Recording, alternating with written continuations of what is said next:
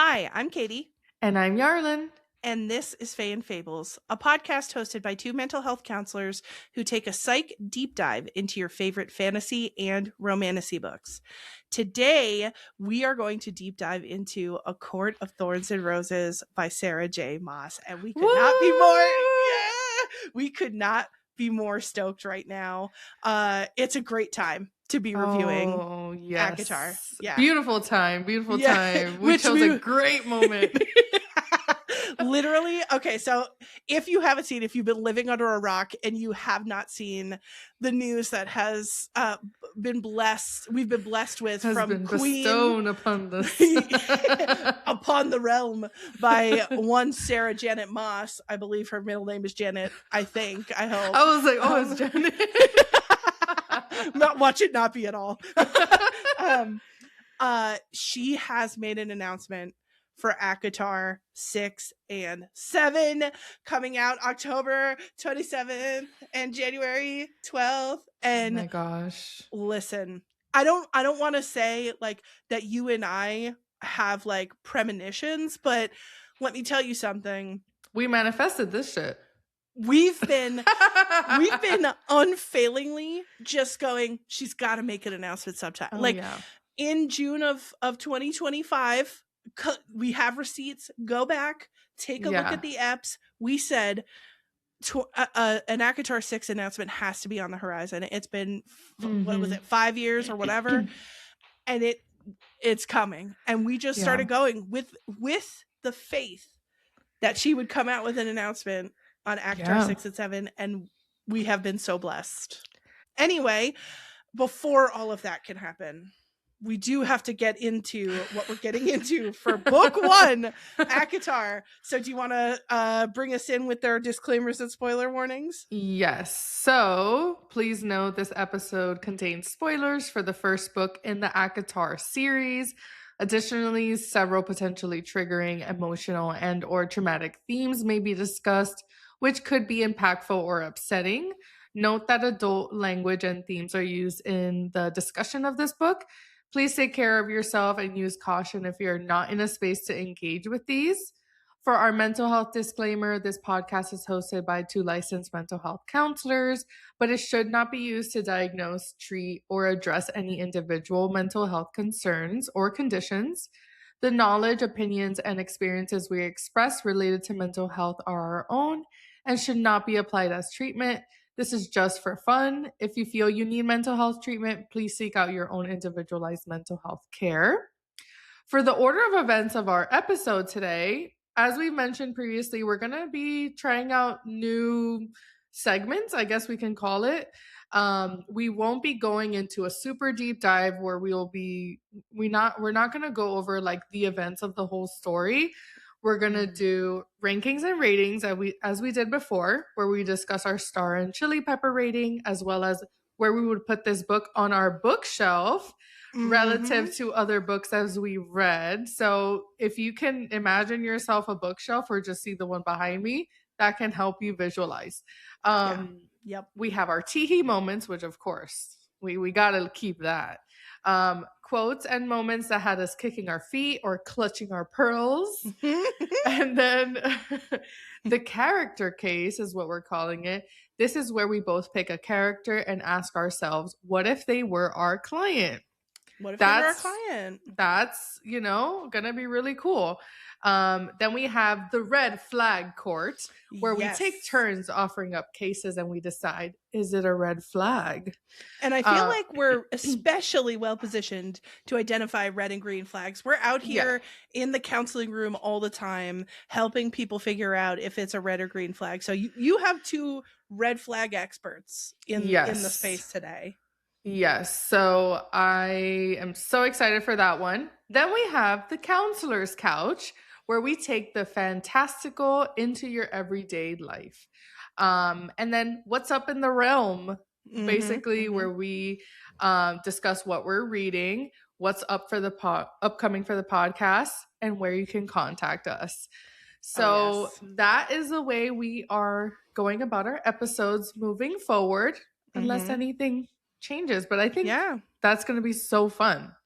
I'm so I do want to highlight both you and I have read all of the ACOTAR books. Yes, so she was a reread this time. She was a reread, which is new for us because with Throne of Glass, it was a reread for me and not for Yarlin. So it's going to be a little bit different. Yeah. And we're only going to be talking about the first ACOTAR book. So do not fear, like if you're following along and doing that reread with or doing the first read as you listen to our episodes, we are putting ourselves in the mind space of book 1, and we're not going to talk about stuff in book 4. So, yeah. So this book is the first book in the ACOTAR series, as we all know, and it follows the story of Feyre Archeron, who's a human woman who hunts to keep her father and her sisters alive, and herself, obviously. Her and her family live in this tiny cottage, and she essentially is the only one that's keeping them alive after they've lost their family fortune. One day, she shoots and kills a giant wolf. And it turns out, whoopsie daisy, that giant wolf is a Fae. And this creates all of her problems in this story. And that is that this particular Fae is one of the soldiers, underlings of the High Lord of the Spring Court in Prythian, the land where the Fae live. His name is Tamlin. And despite her initial hatred and fear of all the Fae and the fairies, which humans have been taught to hate them, she falls in love with Tamlin. Surprise, surprise. And surprise. A shock to us all. Yes, exactly. As soon as she was like, wait, I love him, we're like, oh, girl, right. you killed a Fae with hate in your heart, and now you're in love with one of them. So but this love is not without complications. Tamlin and all the other Fae are living under the curse of an evil woman named Amarantha. And so Feyre, in order to save Tamlin and all the Fae and Prythian, has to go to Amarantha's lair called Under the Mountain, and she completes tests and trials. She kills some people. She breaks her arm. There's a whole bunch of stuff that happens. A lot happens, but she does defeat Amarantha and she saves the Fae, and she herself becomes Fae. Yeah, which was really a little cool twisty twist. Yeah. So that's the story we're following today. Yarlin, what were your stars and your chili peppers and your shelf orderings? I gave this book 5 stars. Obviously, I love this book so much. I gave chili peppers 2. 2 chili peppers. Nothing too crazy going on in this one. And then my shelf placement is my second shelf. Okay. What has you on that shelf too? Well, top shelf for me is Twilight, Harry Potter, Hunger Games. Those are my top shelf. And then the old lore, the lore, the ancient texts. Yes, the ancient texts locked away. We have that, and then my second shelf, I've honestly just prioritized them to be my Sarah J Maas books. So that's just they're very important to me. So yeah. What about you? Girl, we were very simpatico on this. So I had 5 stars. I say, as I was, as I am with Sarah J Maas books, love it. Yeah. I live for it. Yeah. Obsessed. Have been obsessed. I've always been a romantasy bookish girly since, high school and Twilight, and even, like the Marked series, like have never lost the joie de vivre for romantasy, and ACOTAR just checks all the boxes for me. Chili peppers, I also put a 2. We do see a pepper. We do see some action. We do see some action in the book, so you gotta hand it to them. And I wouldn't call it like a super spicy, like. No, there's no descriptiveness happening. Yeah. They did. There's a little, there's a the sex scene is written out. It's not a fade to black, but it's certainly not like expansive. And then my shelf placement is also shelf 2. It's interesting because I think, and as we go through these other readings, we'll kind of get into it. I think probably the rest of ACOTAR goes in my shelf 1. Shelf ACOTAR, the first ACOTAR gets shelf 2. I think mostly because it's sort of, there's a lot of world building. There's a lot of like, it's just, if I think of shelf 1 as the books that I would go back to time and time again, like that I get obsessed with and perseverate on. And if I'm going to go back to other books in the ACOTAR series, this one is not my first grab. I have other ones that are my first grabs. So my top shelf usually includes things like Outlander by Diana Gabaldon, that whole series. Most of the Sarah J Maas books are on shelf 1. Daughter of No Worlds is on shelf 1 for me. Like those are my like god tier books. So this one's shelf 2. She's not up there with the shelf 1ers, but a highly enjoyable read. Would you like to go first in your teehee moments? I would be delighted. So as far as teehee goes, I didn't find myself teeheeing all the way through. You know what I mean? It was pretty good, but I wasn't kicking my feeties the whole time. But I did pluck a few moments that I really liked. Okay. On page 196. So one of the hottest moments to me is when Tamlin comes back from Calanmai. Like he's in his beastly, like he can barely form a thought and he's not himself. And he's like he's a wild beast of a man. And so like, there's something about that I get into. So he's coming back from Calanmai and he is, he can hardly remember his name. That's actually a thing that's said. And he says that he had been looking for her because that's the problem. At Calanmai, he's got to pick a lady to do the horizontal tango with, and then they're gonna fertilize the land for the year with their love making. Their love making magic.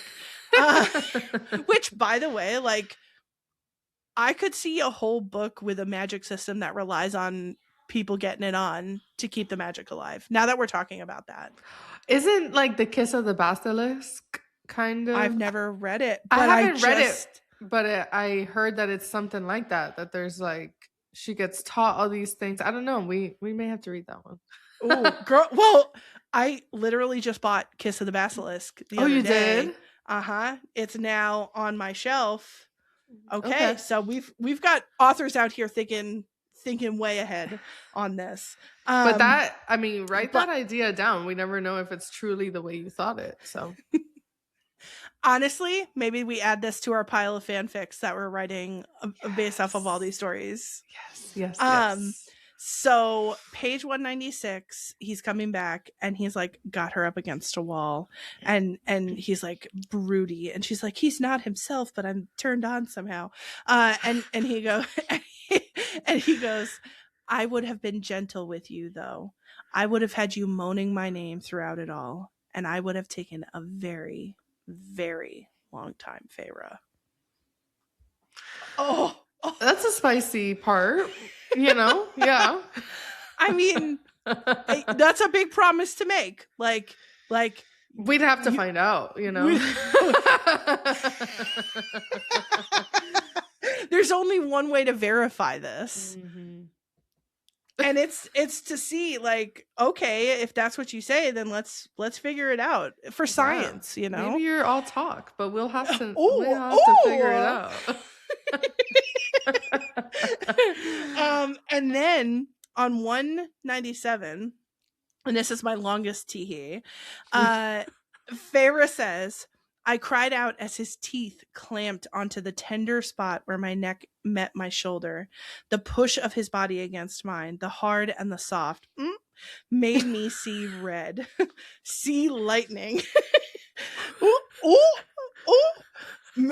Made me grind my hips against his. And then his bite lightened and his tongue caressed the places where his teeth had been. He didn't move, just remained in that spot, kissing my neck, intently, territorially, lazily. Heat pounded between my legs as he ground his body against me. Every aching spot, a moan slipped past my lips. Wow. Like, okay. Ooh. Okay. I mean, here's the thing.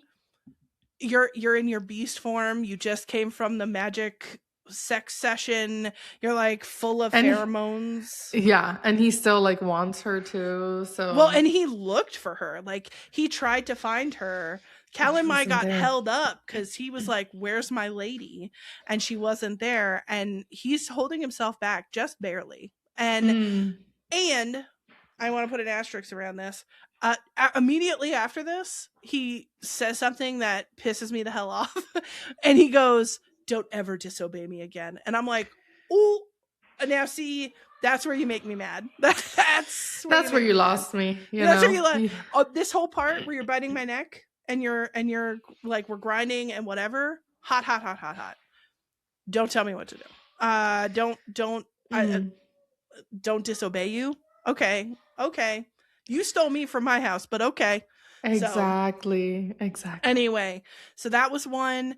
My next teehee moment is on page 408, and this is after Feyre has essentially died and come back, and Tamlin is holding her. That all the lords of Prythian had like given a little nugget of their power to Feyre, and she's now Fae. And she looks up, and it says, "He smiled at me, his entire face alight with that quiet joy that I had come to love so dearly, and he brushed my hair aside." Which I just thought was cute. It wasn't spicy, but it was cute. Like just a little cute. Like you have joy on your face to see me, and there's a little bit of a hair touch moment, which I loved. And then my last one is actually from Rhysand at the very end. On page 414. And this is one of my favorite moments between Rhysand and Feyre at the very end of this book. And they're sort of on top of the mountain. They come out of the mountain that they've been basically trapped in, and they're standing sort of out in the sunlight in the dawn. And Feyre talks about, like, I know my whole body changed. Like, I'm a Fae now, but my heart, my stupid human heart is still there. And I wish that I didn't feel so deeply. And Rhysand says, "Be glad of your human heart, Feyre. Pity those who don't feel anything at all." I like this one a lot too. Yeah. This one, I'm like, Rhysand, you've been a jerk at some moments. You've been very intriguing at others, and like, ooh.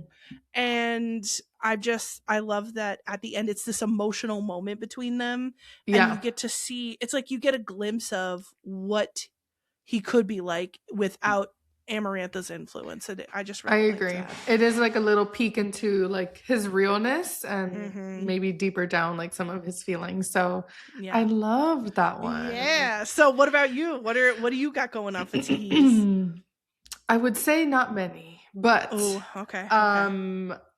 my two are from Rhysand and Feyre. So no Tamlin in these. Okay. In page 188. This is when she's coming down to is it the Calandalai or whatever it's called? Calanmai. The Calanmai? Mm-hmm. Or is it at the summer festival or whatever? One of those two. I think it's Calanmai. Is it Calanmai? Yeah. Okay. This is she has some like fairies kind of like asking her, "Ooh, a human," or whatever. And then he comes out of nowhere.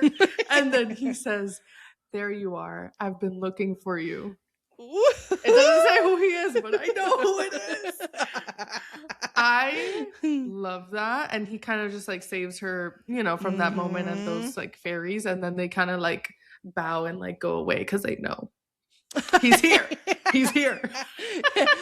And we find out later he's High Lord of the Night Court. So That's when he's introduced. That's when he's introduced, and it was from that moment he had me.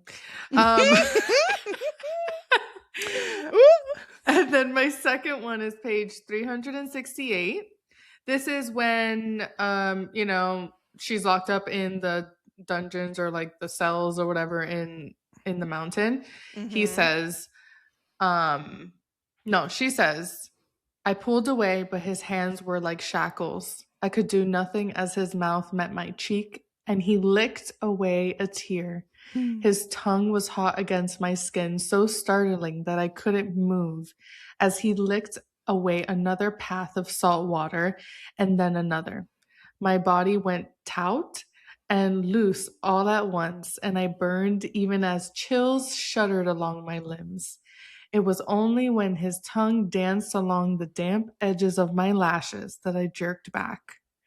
And he says then, I figured that would get you to stop crying. I'm about to cry right now. I'm about to cry right okay, now. Girl. Who's going to show up? Dude, this is so interesting that this is a moment for you, because to me, when I read this the first time, even the third time, it's so weird. I'm like, you're like licking my tears, but then it is cute because he's basically distracting her. He's like trying to, she's kind of spiraling, and he's like, I figured that would like throw you off. And that makes more sense to me. The first time I read this and he's licking her face, I'm like, It's a little weird. It's a little weird. That's a very interesting choice to like, first thought, lick my face. And then he's like, I was distracting you. And I'm like, all right. I can see, I get the vision, but it was interesting to see the ways that he would like try to distract her or like kind of keep her from going to a deep dark place with his weirdness. Like he would just like pop up and be like, ooh, what's up, girl? And she'd be like, please go away. She'd be like, I'm like spiraling. And he kept her from the deep dark. So kudos to him and his tear licking, because I know it was a weird moment, but it was my moment, and I liked it. It's my weird moment. No, listen, I third time around, I got on board. First time I was like, what is this? Second time I was like, okay. Third time I was like, all right, I see what you're doing. I just think it was just like, it's different. Like I just like the way that they are interacting better than how her and Tamlin have been interacting. I don't know. There's just like something there where I'm like, that was my moment. Sorry, Tamlin. And if we follow the wisdom of romantasy girlies everywhere, the blonde MMC is already starting off at like a back foot, you know what I mean? So it'll be interesting to see. One, how things go with Tamlin and Feyre, and also who is this Rhysand? What is he about? What's the potential for him? Yeah. And if I just love a dark, brooding character. So obviously he's more my type. And for those girlies who have read the whole of ACOTAR before and are listening to us discuss it right now, if you know, you know, and we're not gonna talk about anything. Like, we're just talking the current book. Yeah, we're just talking about what's happening right now. And Rhysand was a little under the mountain, little sprite, just popping around everywhere, showing up at places, and we can appreciate that. So I think that's a good time for us to think about our character case segment, which this one's a new one. So we're going to you have to give us feedback. Let us know if you enjoy us bringing our expertise to the characters. In the character case, we ask ourselves, what if the characters were our clients? We dive deep into their psychology, their motivations, and we talk about what kind of interventions we would like to use to help these characters. And I don't know about you, Yarlin, but for me, this helped me see the book in a new light. Like, I had never, because you and I each picked a character and just to give you a little preview, Yarlin had Tamlin as her sort of like client persona, and then I had Feyre.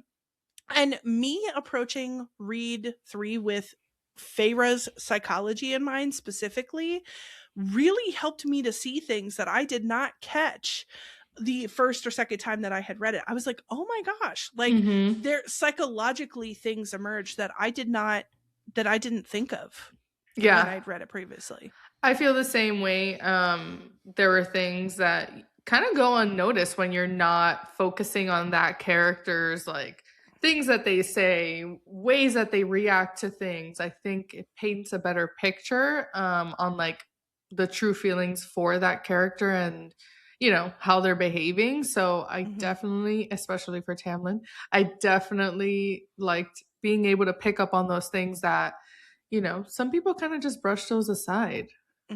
Well, and when I don't know about you, but like the first time I read something, I'm so worried about what's going to happen that I'm like, wait, what's the next thing? And you don't catch these deeper nuances, these small comments or small things that like really tell us what the character is going through. And you can almost like predict a little bit what's going to come, what's to come if you're really locked in on the psychology of the characters and their behaviors and what they decide to do. Yeah. So do you want to go, how do we want to do it? Do you want to go first with Tamlin? Should I go first with Feyre? Yeah, let's get into it. I can go ahead and start off with my Tamlin case. So we kind of did it in like little sections, but basically overarchingly, he's kind of introduced and he presents as this like stoic fae, you know, he's kept to himself, kind of doesn't talk as much, but you know, he's introduced, he decides to, you know, kind of take Feyre due to her killing their friends and keep her in his lands as a consequence in her doing so. He initially shows no interest in like what she does or where she goes, but that she is to live eternally there. In my head, I felt like I didn't really see that as much of a consequence aside from being away from her family. They don't seem to like her in the core and they have to take care of her as well as her family. In the beginning, before like something else is uncovered, you're just like, this literally doesn't make sense. And like, what is, you know. Well, I think that's one of the cool things about looking at Tamlin's psychology. So much of what drives Tamlin, you don't find out about until the very end. So like he's doing these things and you're like, why are you doing that? And I think Feyre's questioning it too. She's like, why are we doing this? And it really all has to do with Amarantha's curse. He's under the sort of weight like of that curse, but he's trying to like interact with her and be like and one of the coolest things I think toward the end was when Feyre recognizes that Tamlin had been dropping hints this whole time, like that he glamored her but had her listen to a conversation with the ACOTAR when he has been like, come on, please, like I'm really trying to help you understand there's a blight, wink wink, there's a she, hey, listen to this conversation I'm having, or you know, like I'm not telling you, but if you overhear it, like he's really really trying to get her to understand. But both Feyre and us as readers through the first part of the book are kind of like, I get it. If you're dealing with losing pretty much your family and not being able to go see them and like having to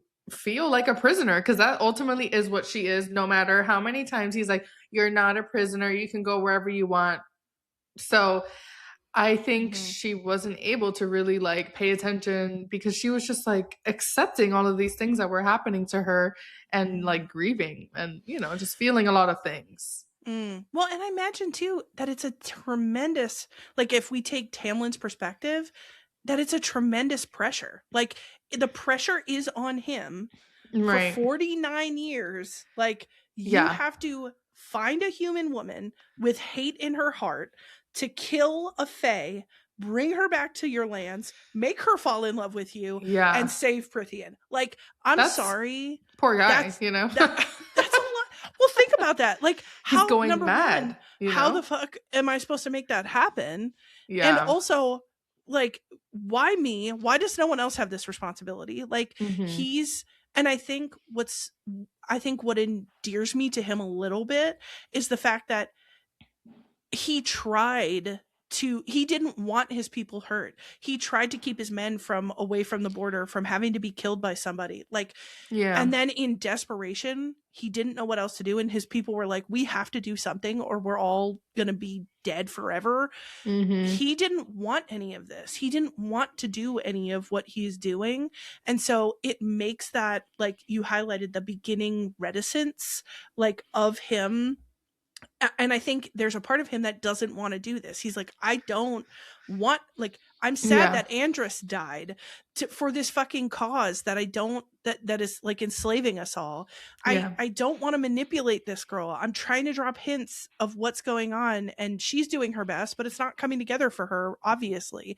Like, it made me recognize, when I was thinking about the psychology of the characters, how much pressure Tamlin's under, and like, how would I have done? You know what I mean? Like, I can't tell you what's going on, but I can drop hints. I have not less than a year or whatever it is. I have several weeks to save Prithian.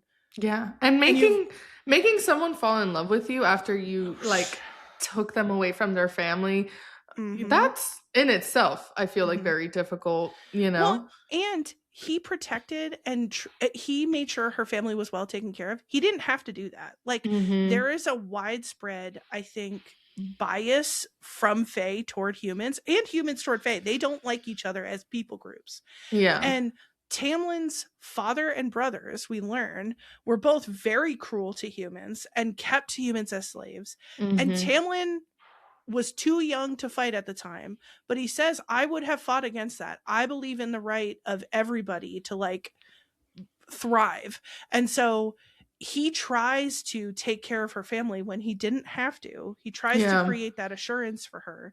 So it's like, he's up against so much that's impacting his ability to protect his people, and part of Feyre is a part of that. And so it was really interesting to see kind of all the pressures that he was under. Yeah, I feel like I definitely would have, like, questioned him more of, like, how is this, like, my consequence? Like, you know, I'm not suffering. I mean, like, suffering a little bit, but still, like, especially with, you know, her family being taken care of. Like, there's just things there that I feel like I would have questioned more if I was Feyre, but either way. And then we start to see, you know, as the book goes on, we start to see moments where it starts to slowly show in some of, like, Tamlin's interactions with Feyre, where he starts to show some more possessiveness, even with the little conversation or little interest that he has in her. In page 65, they were talking about her love life back home or whatever, and he had said, and do you love anyone else? He said through clenched teeth, where in the moment where it's like, first of all, why are you upset? You know, like, I already was just, like, so weirded out in that moment. It's like, why do you care? Well, I have a little bit of a take on this, and I don't, it's never confirmed. This is never confirmed why he says this. But if you're supposed to make a girl fall in love with you by, you know, whatever, week 7 or whatever, I don't know how many weeks this takes, but, like, I think so. Toward the beginning of the book, I see Lucien and Tamlin's interactions like it's kind of like Beauty and the Beast, which we know Sarah J Maas was inspired by, where Lucien kind of feels like Lumiere to me, and he's like, "Come on, master, like go over there." And I love the clock. He's so funny. Well, and if you remember, all the people were trying to get the Beast to, like, go talk to her, go, and I think Lucien was going, come on, Tamlin, go talk to her. Like, try to get her to fall in love with you. And low key, this is literally Beauty and the Beast. That's, girl. High key. This is high key. The actual high key. I did not even really, like, think about it, but I'm, like, playing the movie in my head. I'm like, low key, this is Beauty and the Beast. Yes. Yeah. Oh yeah. This is the masks, the curse, Whoa. the witch, the Interesting. Well, and I think this is what informs, like, at the very beginning, Tamlin is awkward with her. He's like, yeah, your hair is clean. And it I was very like, much, all right. okay. And it mimics, like, at the beginning of Beauty and the Beast, when the Beast is like, will you eat with me? And she's like, no. God, and he's like, you eat with me. Like, he's trying to be nice, but he's spent so long being a beast that he doesn't know how to be, he doesn't know how to be not like, he doesn't know how to interact. And so I think when he's asking, do you love anyone else? One, I think he's trying to create conversation. He doesn't know how to fucking do it, because he's all he knows is how to, like, be grumpy, and, like, he doesn't I get the feeling like he doesn't want to manipulate her. He's like, how am I going to make someone fall in love with me? And Lucian and everyone else is like, all good points, and we will all die if you don't. Like, please do this. And I think he wants to know, like, what kind of uphill battle do I have? Like, do you love anyone else? That's true. If she had said yes, one, I think that would have been really hard to be like, okay, now I'm trying to get this girl to fall in love with me, and she already loves someone else, and that doesn't feel fair. But also, like, now I have to come up against that. And so I think I took that this time around. First time around, had the same reaction. I was like, why do you care? But this time, I was just so aware of the pressures that he was under. And everyone's looking at him going, you need to make this girl fall in love with you. And I don't know, like, I would have a question. Like, if I put myself in Tamlin's shoes and I had to make a guy fall in love with me in 6 weeks or whatever, I would ask that question. I'd be like, hey, so are you with anyone else? Do you have, like, a partner? You know what I mean? Like, but the way that you said it is different than the way that's true. I mean, that's the thing. It's like, he is beastly. He is awkward. So, like, he does it in an awkward way. But I think that's the thing.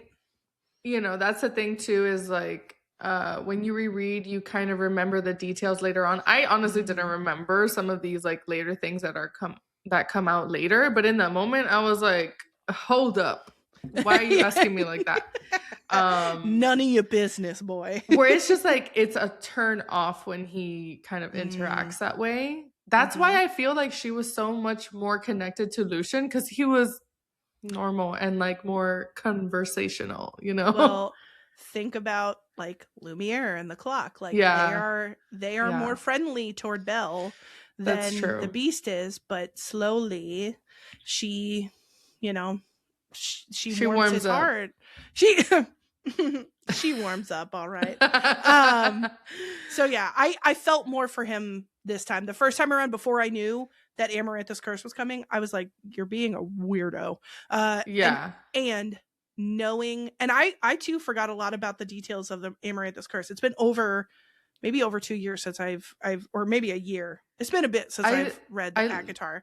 I literally read this book, I think, in, like, 2020. So it's like 6 years since I've read this one. So I don't remember. So it was interesting now knowing that there was a curse. I could, like, at the very least be like, okay, some of these things have to do with the curse, and he's trying to, like, double speak. But it really came to fruition at the end when it was like, here are all of the pressures that Tamlin was under, and everything he was trying to do, and everyone he was trying to keep safe. It's like crazy. Yeah. It's a lot on his shoulders. I give it that. And then I think, but these are, like, little moments where you're just like, whoa, like, what's wrong with this guy, you know? So Lucian mentions early on in the book that Tamlin has moods, which we can assume he has, like, he can become unpredictable or has, like, intense emotions. So already I'm trying to steer clear of this person, you know? If that's someone, like, if you think about it in real world perspective, let's say, I don't know, let's say you become friends with, like, a group of people, and then you're close to this one friend, and then there's this other, like, friend there, and the one friend says, oh, like, they're known to have moods, and already I feel like that may want you not to be close to that person, just because that just seems like, you never know, it's like walking on eggshells type of thing. So definitely didn't like that. But at some point, Tamlin does feel intrigued about Feyre's human characteristics or her simplicities.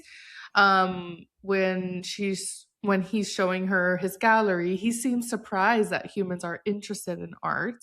And then when Feyre later on asks why he was doing this after having some realization that he got her paint as a possible distraction, like she starts to become a little bit like more self-aware of like, no, he's distracted me. Like, why am I being so coddled, you know? So distracting her from her home life, he says, your human joy fascinates me, the way that you experience things in your lifespan so wildly and deeply and all at once is entrancing. I'm drawn to it even when I know I shouldn't be, even when I try not to be. So for me, when I'm receiving this information, like that is the captor and prisoner vibe and what starts to manipulate their relationship. Because when you're just presented all this information and see, it's like he is romanticizing the idea of like her being a human, but also keeping her there. It's like keeping her in a little glass box just for him to look at. And that's how I perceived like just like the way that he saw her. Which I thought was very wrong. And that's what starts kind of like their relationship dynamic. Well, and it's interesting because it's sort of this double-edged sword, right? Because protectiveness, like wanting to protect the people that you love, can be a good thing, because you want to make sure that folks are safe. You want to make sure that everybody's feeling comfortable and happy. And I think there's an element to this that he wants her to have paints. Like, if you want to paint, if you want to look at paintings, I got paintings. I got paint. Like, I would love for you to do that. And I think it was very sweet when like she did a painting for him, you know what I mean? And she showed him all her paintings. So there's a sweetness to this. And I think there's a hard edge to it where protectiveness becomes control. Yes. And I also see that in him as well, as like when he goes out to handle the Fae that are all on the borders, like the Naga, the Bog, the like, and one, he puts it all on himself. He doesn't accept help from anybody. And he's like, and it's out of quote unquote protectiveness, but it's like, he's like, no, you're not allowed to go. Like, stay here. It's this like, I want to protect you, but it becomes like control and possessiveness at moments where it's like that. The first part where you're giving someone paints because they love painting and you want to see them be happy, that to me is really sweet. When you start using that to like dehumanize or control somebody, that's when it starts getting a little insidious for me. And I could see these nuggets within him of like, okay, no, even with Lucian, he's like, you're not allowed to go. You stay here, like commanding people to do stuff, which again is part of the High Lord thing. But he, out of a desire to make sure that other people don't get hurt, he tries to control them. And I think there's an element, you could see tastes of that in Tamlin's character in this book. And it's hard to, you know, it's, I think, hard for Feyre to reconcile both of those things. She's like, he lets me paint and I love to paint, but also I don't want to be docile. Like, I don't want, like, he's like, I just want you to stay home and paint and I'll protect you. And she's like, yeah. And like, I do like to paint. And I think there's a part of her, and this comes from Feyre's psychology, of like, her dream for a long time in this book was, I'm comfortable, my sisters are married and comfortable, my dad's comfortable, and I just sit home and paint. So I think there's a part of her that's aligned with that, but I also think there's this nugget in her that's like, and I don't think that's going to be the dream that I always thought it was. Like, she sometimes goes to be independent or do something, and Tamlin gives her pushback on that, and I think that's uncomfortable.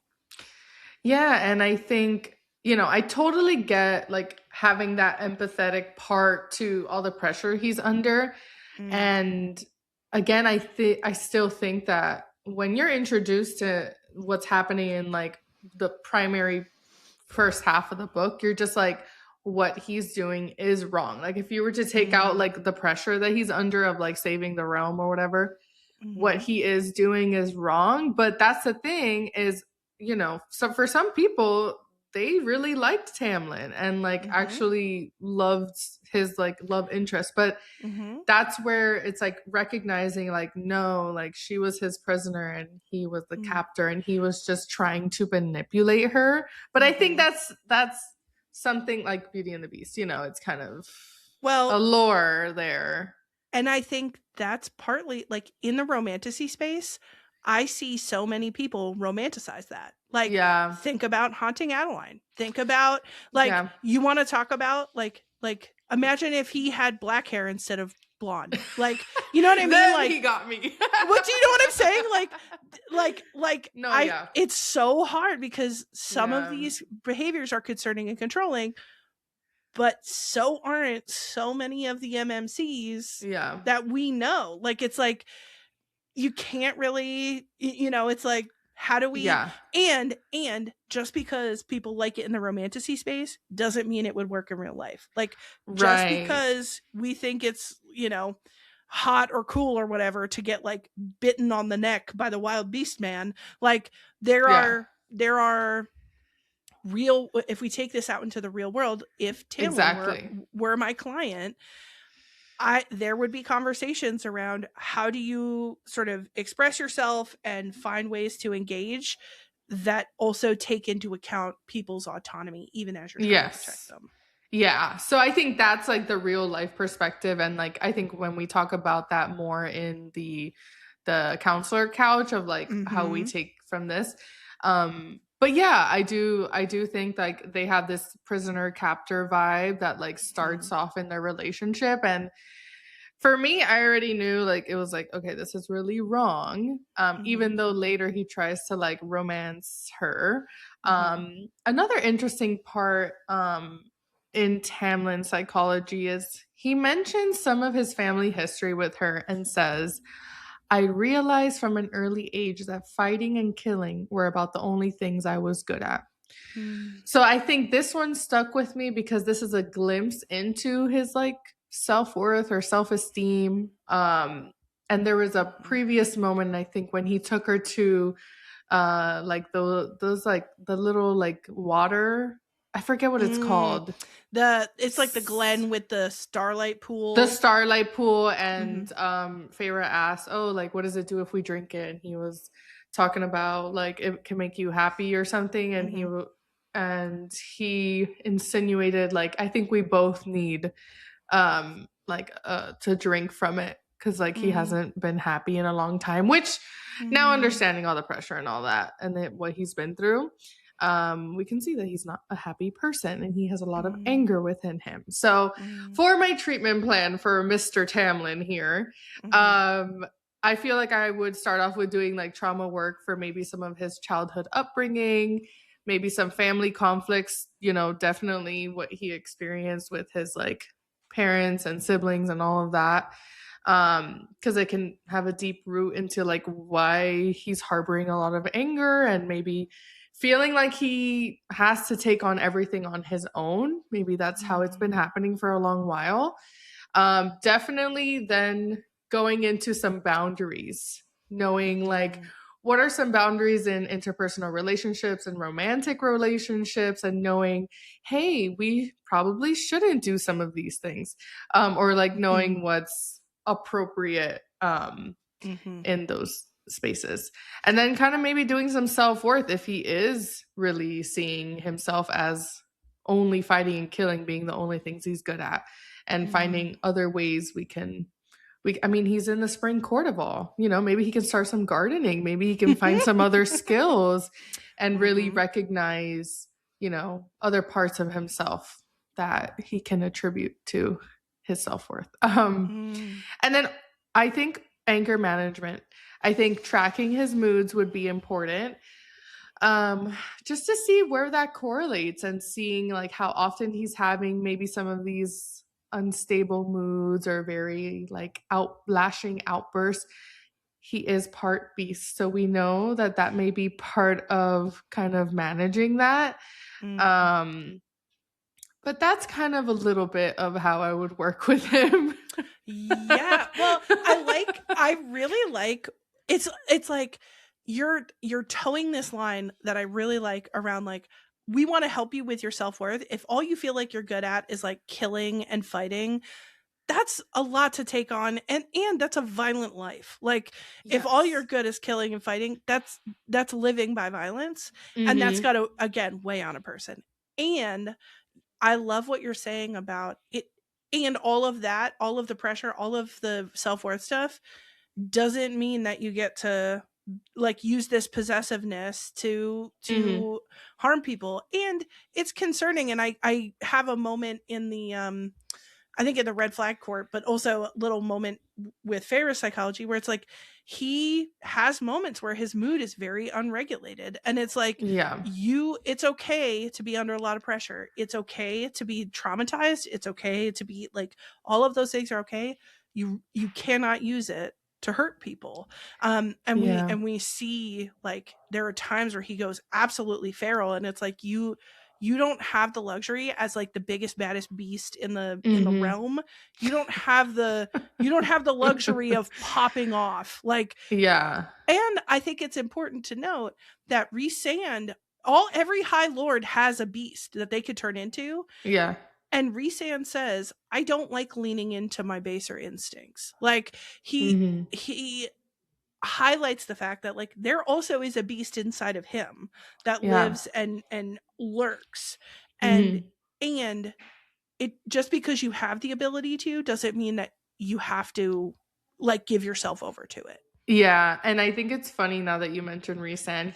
It's when they make kind of their like their bet or whatever. No, like their, he makes the, I forget what it's called, like that she has to go to the night court once a week, whatever. Yep. It's funny because both of their reactions is of when Tamlin finds out. So that's already another indicator of like, he's gonna lose his shit.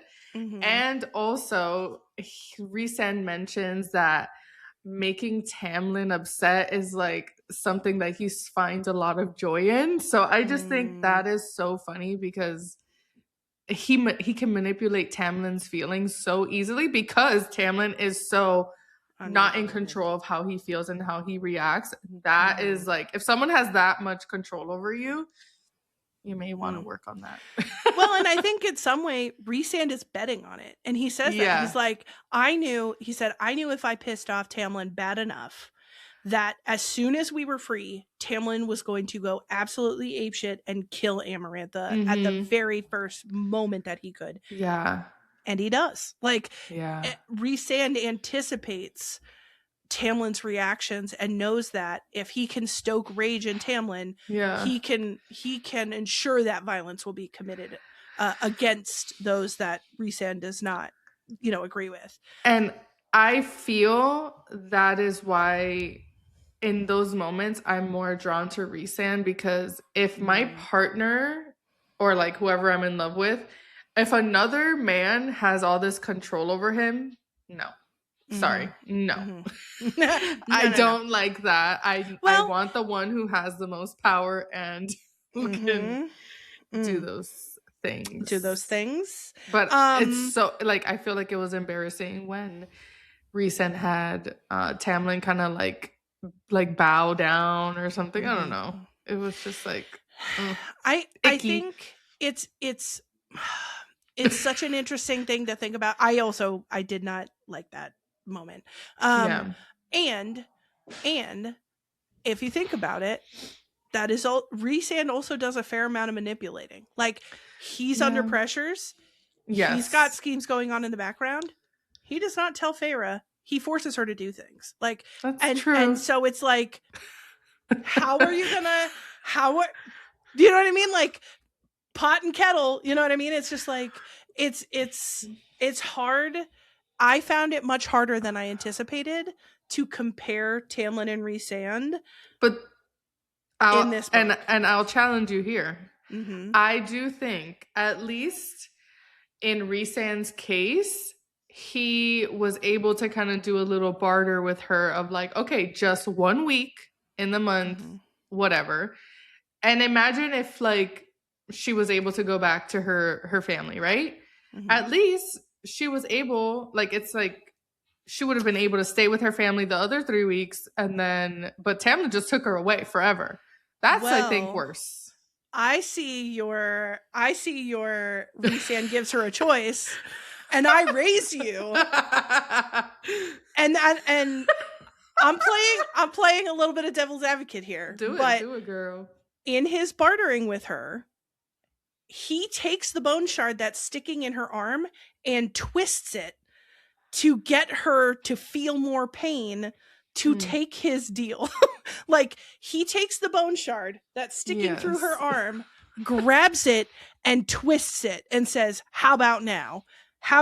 Do you want to make a deal with me? And it's like, and here's the thing, in the romantasy space, we love a morally gray character, but if you're going to accept morally gray in one person, how are we going to, like, is really the only difference that Tamlin has blonde hair? You know what I mean? Like, what separates out? I mean, I'm just, here's the thing. I have preferences and feelings about Tamlin and Rhysand that I am holding back because we're only in book 1. That's true.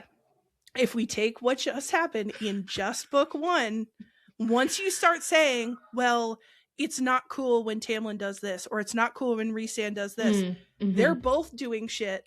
Yes. That's controlling and not cool. Like, we shall say that. that's do you know what I mean? Like, yeah. And you know my feelings about the characters moving forward. I can't, and I'm not going to say them, but you know how I feel about it. Yeah. But like, I was really stuck. And I think, honestly, it came from looking at Feyre's psychology. When I thought about everything that happened to Feyre, I realized how much she was done dirty by almost everybody in this book. Like, there are very few people in this book who are doing truly altruistic things, truly to just help her. There are other motives from most people, and I had to sit with that, and that was hard.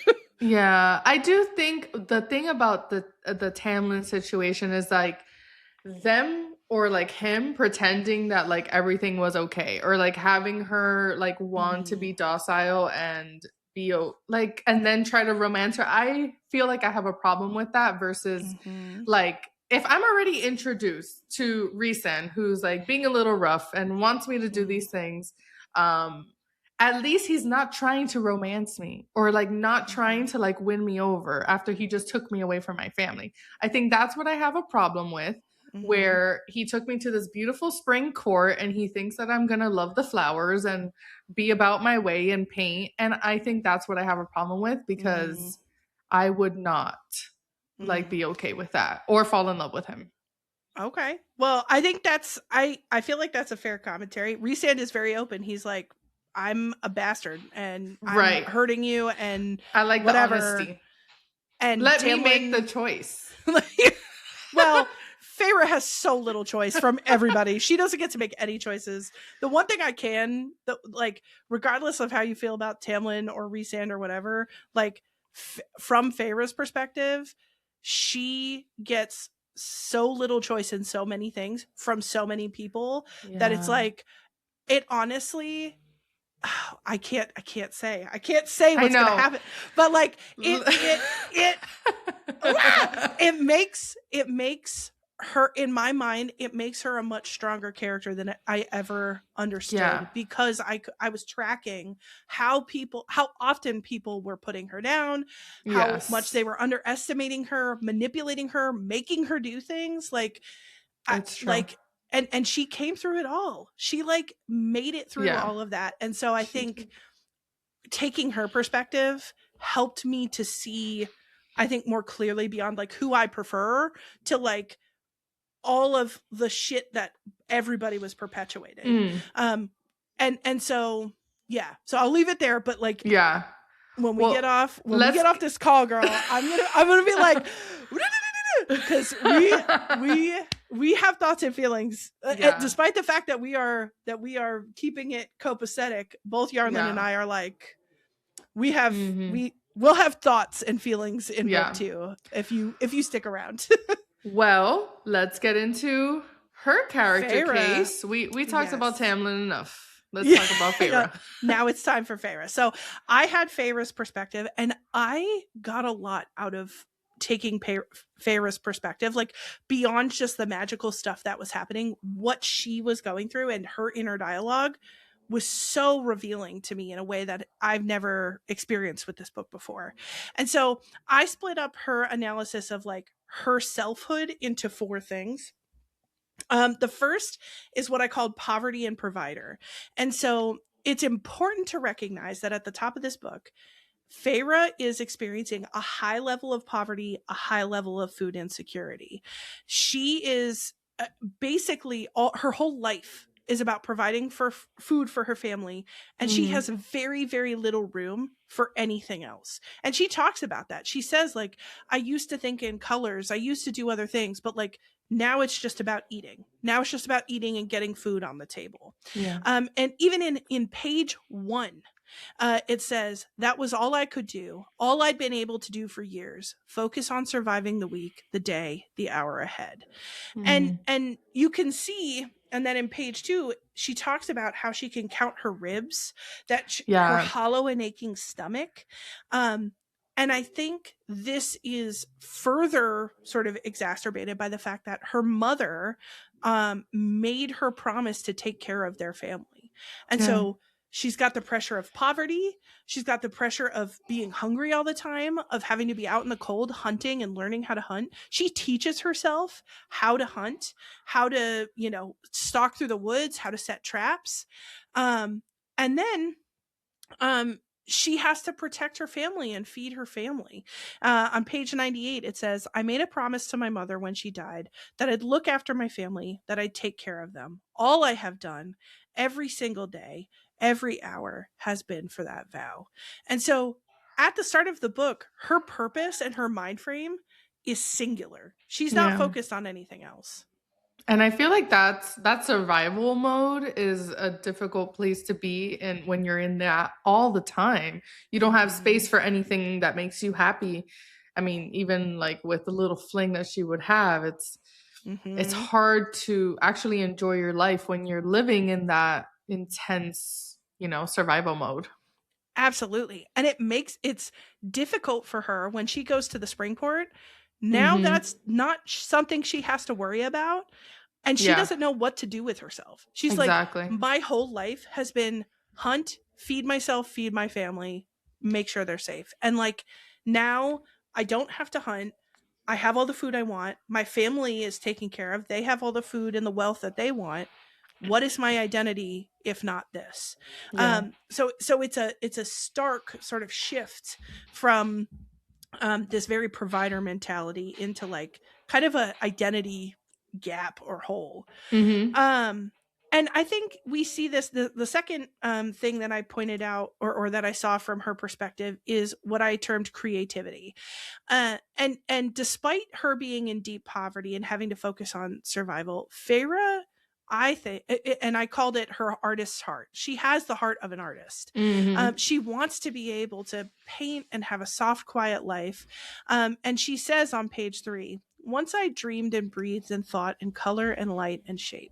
Sometimes I would even indulge in envisioning a day where my sisters were married and it was only me and my father, with enough food to go around, enough money to buy some paint, and enough time to put those colors and shapes down on paper or canvas or the cottage walls.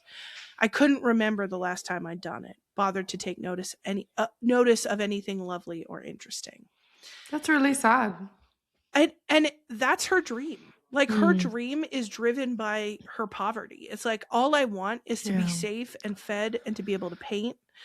And I think as she moves forward in the book, she talks about how useless her creative abilities are. She's like, I don't need this useless creativity. I don't need to be able to see in colors or shapes.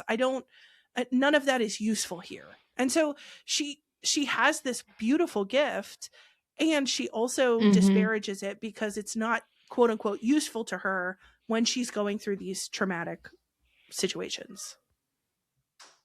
Yeah, which I think ultimately, if she were to connect that, like, that's in its own way a healing way to process and be able to know that, like, you don't have to be in survival mode all the time, and you can have these things and like abilities and like skills and even interests that don't have to do with usefulness. Like, they're just things that make you feel joy. And if you don't have that in your life, then like, that's sad. I think if you don't have an outlet or have any of those certain interests, like, what do? You survive and you work, and then nothing else brings you joy. Yes. And that's exactly it. It's like she has this thing that I think is such a strength that could help bring her so much meaning and happiness, and she sees it as sort of this frivolous extra thing that doesn't really mean anything because it's not about getting food or shelter. And so what the third thing that I noticed, and this is something that I had never noticed before about Feyre's character. The painting thing I had seen, the poverty stuff was pretty clear from the beginning. I noticed this read, her desire for significance.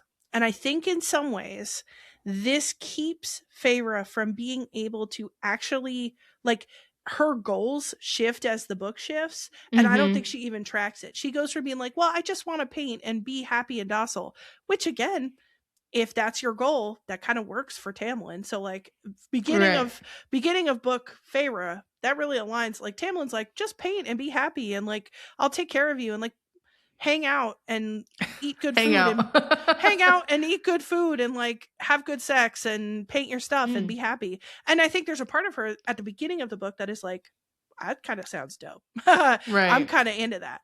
But I know, and I was shocked when I saw these statements because I had never tracked it before.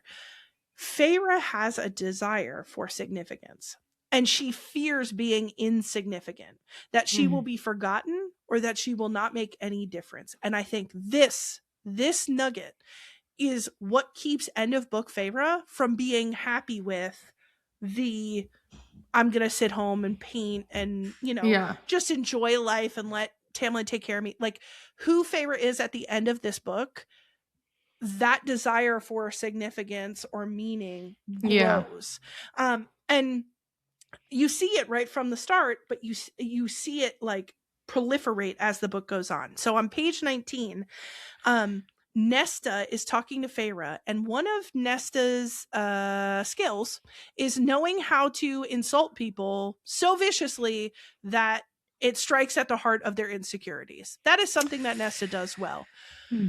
Whether we want that skill or not, that's, I something think she's just good at, Yeah. If we're taking a strengths-based perspective, she's like really good at that. As a clinician, I don't love that skill, but we're not here to talk about Nesta right now. We're here to just use her words to help prove a point. And so Nesta's talking to Feyre, and Nesta and Feyre butt heads all the time, especially toward the beginning. And Nesta says, keep it up. And someday, Feyre, you'll have no one left to remember you or care that you ever existed. And Feyre says, I'd heard the words before, and I knew she only repeated them because I'd flinched that first time she spat them. They still burned anyway. And so this is really telling, because Nesta clearly knows that this is a soft spot for Feyre, that she'll be insignificant. No one will remember her. She uses it. Then on page 66, Feyre says, insignificant. Yes, I was insignificant to their lives, to their power, as insignificant as the fading chip designs I'd painted around the cottage.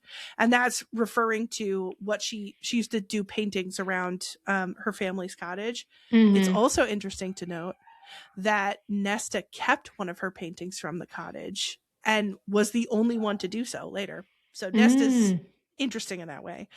And then on page 98, Feyre says, perhaps they would forget who had even painted them in the first place. Insignificant. That's what all those years I'd given them would be. And as insignificant as I was to these high fae.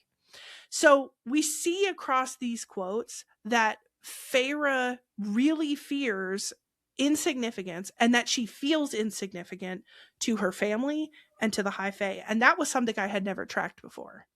Yeah, I never noticed that before either. Even doing kind of the reread, I didn't notice some of those quotes, but I think that's just so crazy, the amount of like character dynamics and things that are just placed into these characters that Sarah J Maas did, and you don't pick up until like you reread the books and or like focus on like what that character is going through. So it is really interesting, and you know, we can see her change throughout the book.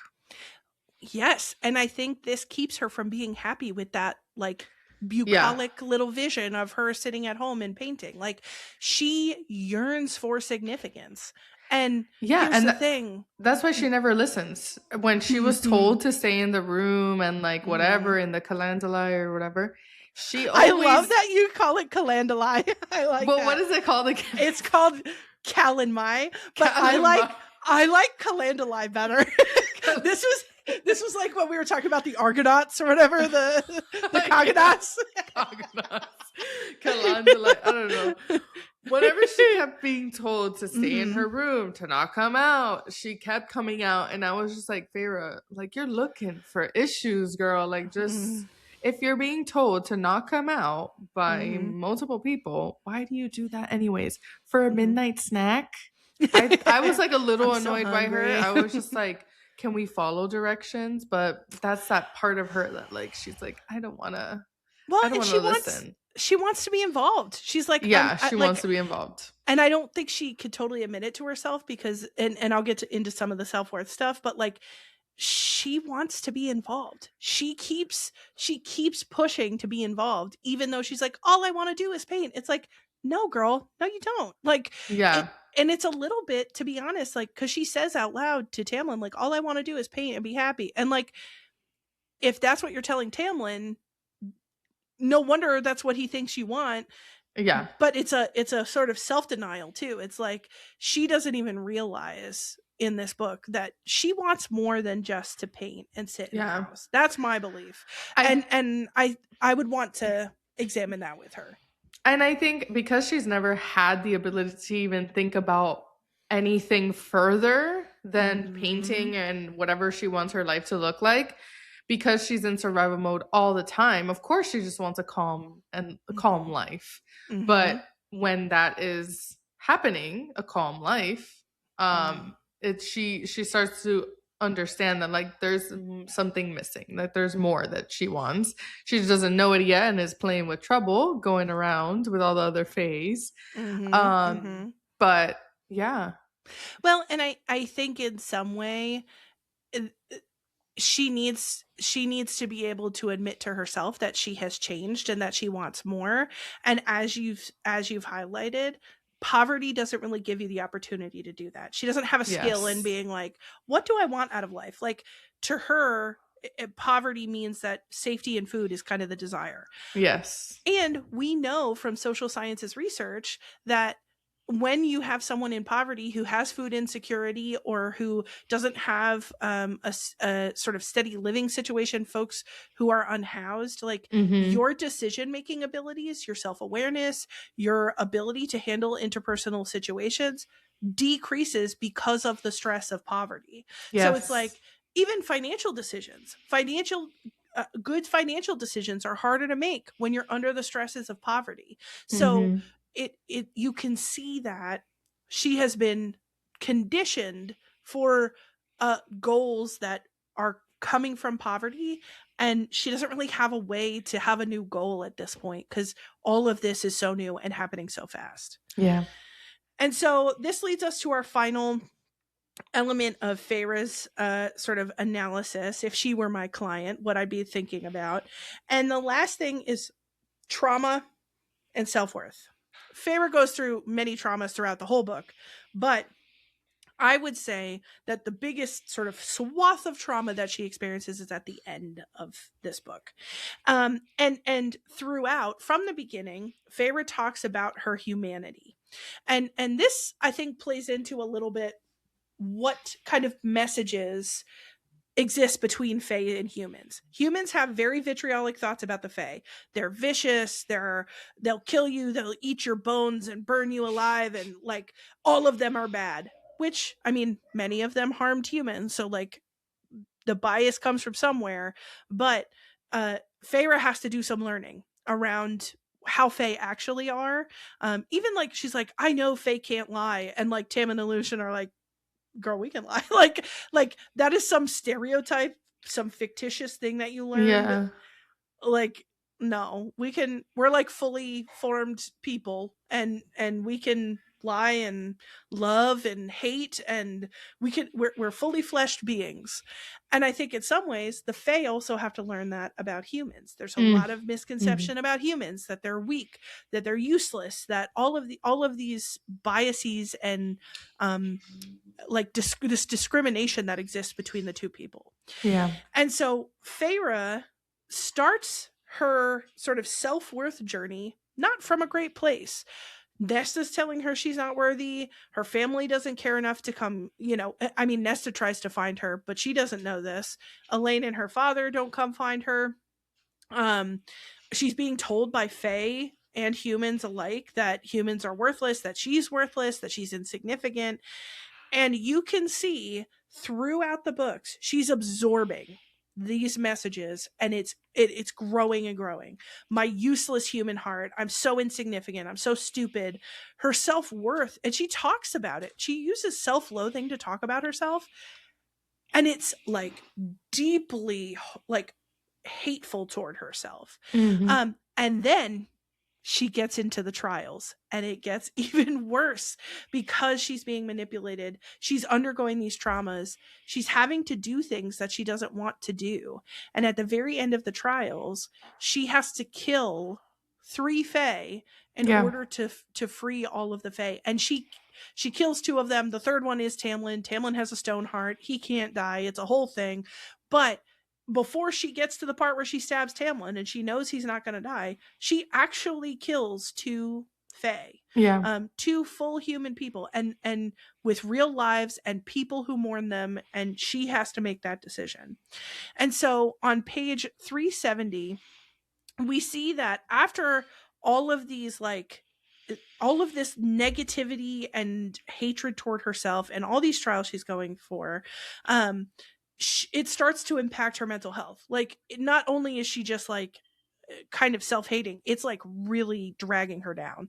And so on page 370 it says, a permanent darkness settled over me, and I began to look forward to the moment when Rhysand gave me the goblet of fairy wine and I could lose myself for a few hours. Stop contemplating Amarantha's riddle. It was impossible, especially for an illiterate, ignorant human. So I greedily drank the wine, and I stopped caring about who I was and what had once mattered to me. I stopped thinking about color, about light, about the green of Tamlin's eyes, about all those things that I still wanted to paint and now would never get to. She's like, even in these circumstances that she has little control over, she says, I'm an illiterate, ignorant human. I don't mean anything. And she turns to substances. Rhysand forces her to drink the first time, but there comes a point where she starts to drink out of like a desire to be out of her body. Yeah. And I think that is like the hardest thing seeing, is like her kind of being forced to take the wine and then ultimately wanting it, is so she can kind of escape this like nightmare that she's in. She doesn't really know what's happening too much with when she's in, like, the wine is in her system and Rhysand is doing whatever and all of that. So I think it's a lot of like a loss of control of like what she's capable of, and kind of dealing with like, okay, what are these trials going to look like? I mean, like, I'm just a human, and all these Fae, like, I'm going to die. Like, pretty much like that's probably something that's coming up in her mind, is like, she doesn't know how to deal with things or like what is to come. So that was hard, I feel. Yeah. And I think even like Alice, who helps her get to Under the Mountain, tells her, she's like, you're gonna fucking go in there and die. You're useless. Like, Alice is not nice to her, and Feyre just keeps maintaining. She's like, I'm just gonna do it. And every fucking body along the way, I'm telling you, everybody tells her how Don't stupid and useless and illiterate and weak and breakable she is, and she does not. She's like, I can't. There's something else driving her, and I think it's like the love piece. But it's like, really, when you think about it, it's like nobody's gonna think that a human can go in and help the situation if like all these powerful like Fae are not able to do anything about Amaranthia, whatever. I'm like not good at pronouncing the names today. Amarantha. So yeah, I think that's why everybody's just like, you're kind of dumb for going. But I love him. Well, wow. Well, love is gonna conquer all. I mean, Loki, that was the riddle. I mean, she does it. Like, the thing is, like, she gives a big fuck you to everybody when she actually does it. And even like Amarantha is killing her, and she's like, take it back. Say you don't love him. Say you don't love him. And she's like, I'm not doing it. And that's what ends up killing her. Like, she does not back down. She does not back down, even amongst beings that really harm her. Yes. And I think that's badass. Yeah. And I agree. On page 410, and this is not the only time she says this, but I think it's really indicative of how she feels about herself at the end, and where I think we're going to find her at the top of book 2. And she says, the bargain with Rhysand, another small concern compared to the stain on my soul, the pit inside it. Once she kills those Fae, she sees herself as a stained, empty soul. Like, her soul has been ripped out to save Tamlin and to save Prythian. And she sees herself as soulless when we end this book. And I think that is haunting. Like, I agree. Oh, like I do think also even her killing the wolf fairy also still haunts her a bit, where that comes up too, where it's, you know, she feels a lot of regret for that. But I mean, like, having to do that is a really intense thing, and that just holds you, and that can really, that could be hard to hold on your shoulders and deal with what you did, you know? And when at the end, and I didn't notice this until this read through either, the very end, she flashes through all these memories of herself, and she goes to the first time she ever had to kill a rabbit for food. They had run out of money, they had run out of food, and she had to kill a rabbit. She had to kill an animal to eat. And she says that once she killed it, she skinned it, she fed her family, she went back into the woods and sobbed for the piece of herself that she would never get back because she had to kill something.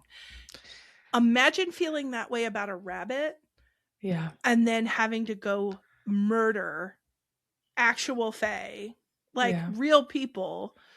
It not only is it a hard thing to do no matter who you are, but I think for Feyre, it represents the thing that breaks her soul apart. Yeah.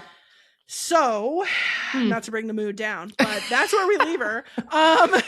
And if she were my client, and I thought about, like, okay, she gets to the end of this book, she walks into my office, what are we working on? And first and foremost, trauma-informed care. Trauma-informed care. Deeply traumatized, early in her processing of trauma. And I can't, like, we as clinicians know this, but, like, it cannot be underestimated, the fact that, like, no other longer term goals are even relevant until you're able to sit and process trauma. Like trauma-informed practices.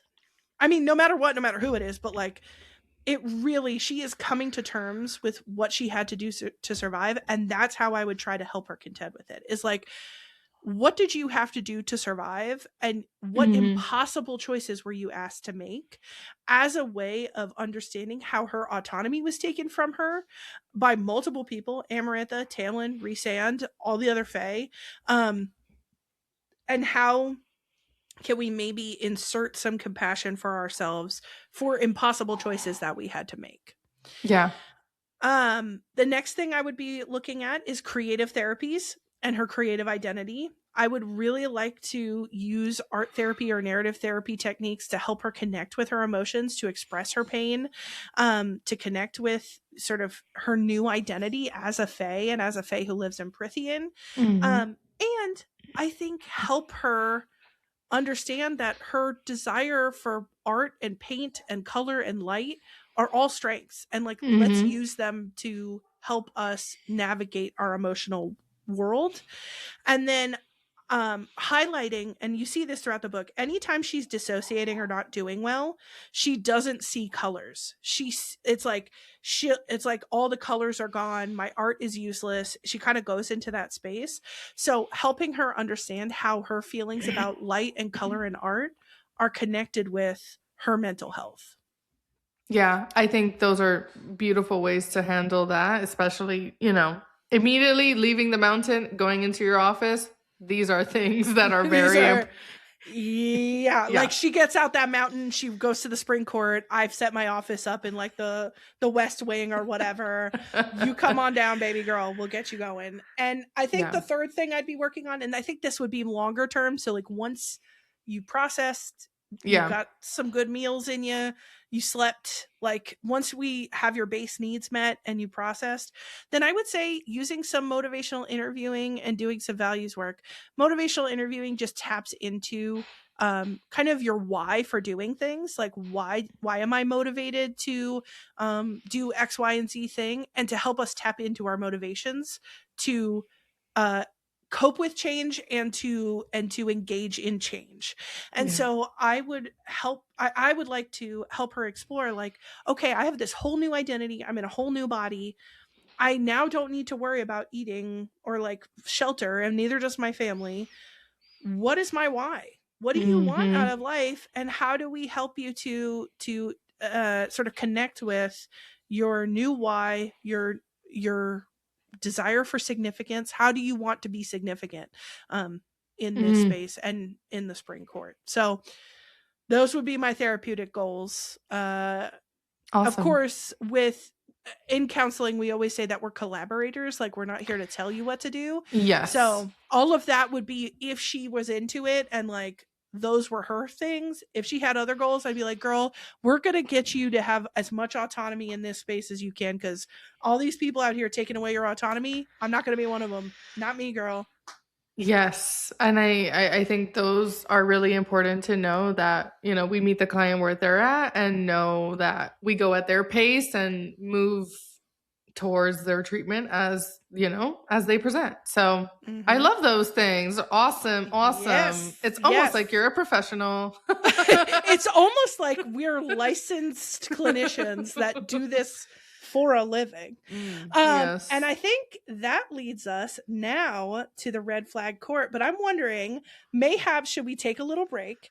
And when we come back, we will engage in the red flag court, where we will bring cases of personal and interpersonal relationship misconduct to the jury of counselor peoples. And we ask ourselves, is it a red flag? Is it a green flag? What is it? Bye. Bye.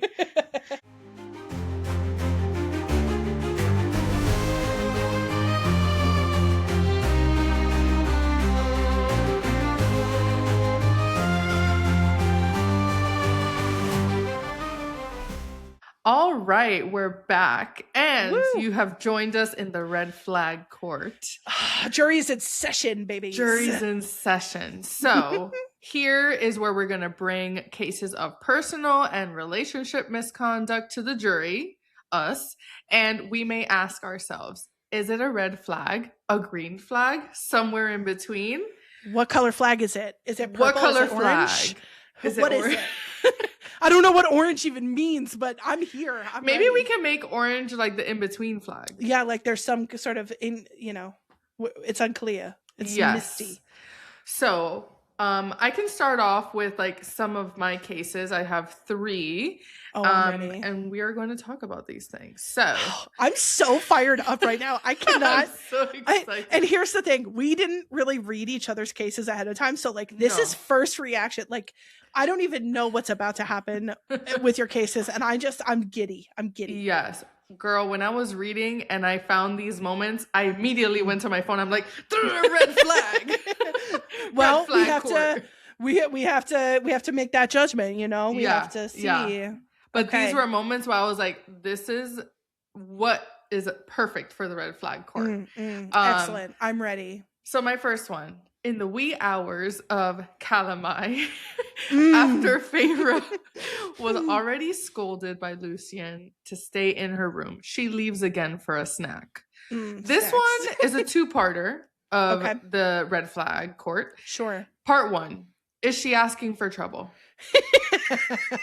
Okay. Do you want me to answer, or do you want to wait till all parts are revealed to the court? Let's wait. Okay, I'm ready. Then who finds her but Tamlin? And he says he smelled her and was driven crazy when he couldn't find her.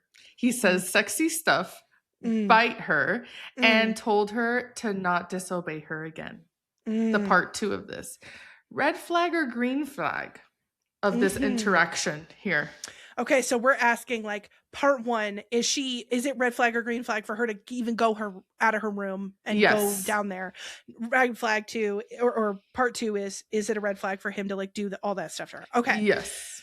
Part 1, here's the thing, because we're always toggling between the interpersonal and the magical.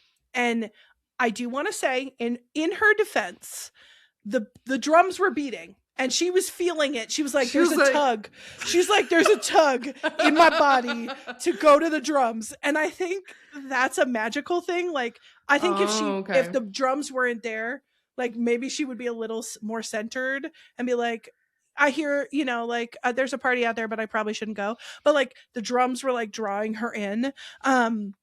So I think, because if I have to choose red or green, okay, I think I'm going to say and maybe you won't agree with me, I'm going to say green flag because I know because shock to the court. because she was drawn in by the magic, which she cannot help. That's something she cannot, that's not in her control. And if she is looking for significance and adventure, even if she doesn't realize that that's what she wants to be involved. And if I had been kidnapped by somebody and taken to their house, I would want to know what's happening. I'd be like, these are my captors. Yeah. I don't know what the hell is happening. I want to see like all the things you don't want me to go to. I'm going to be snooping.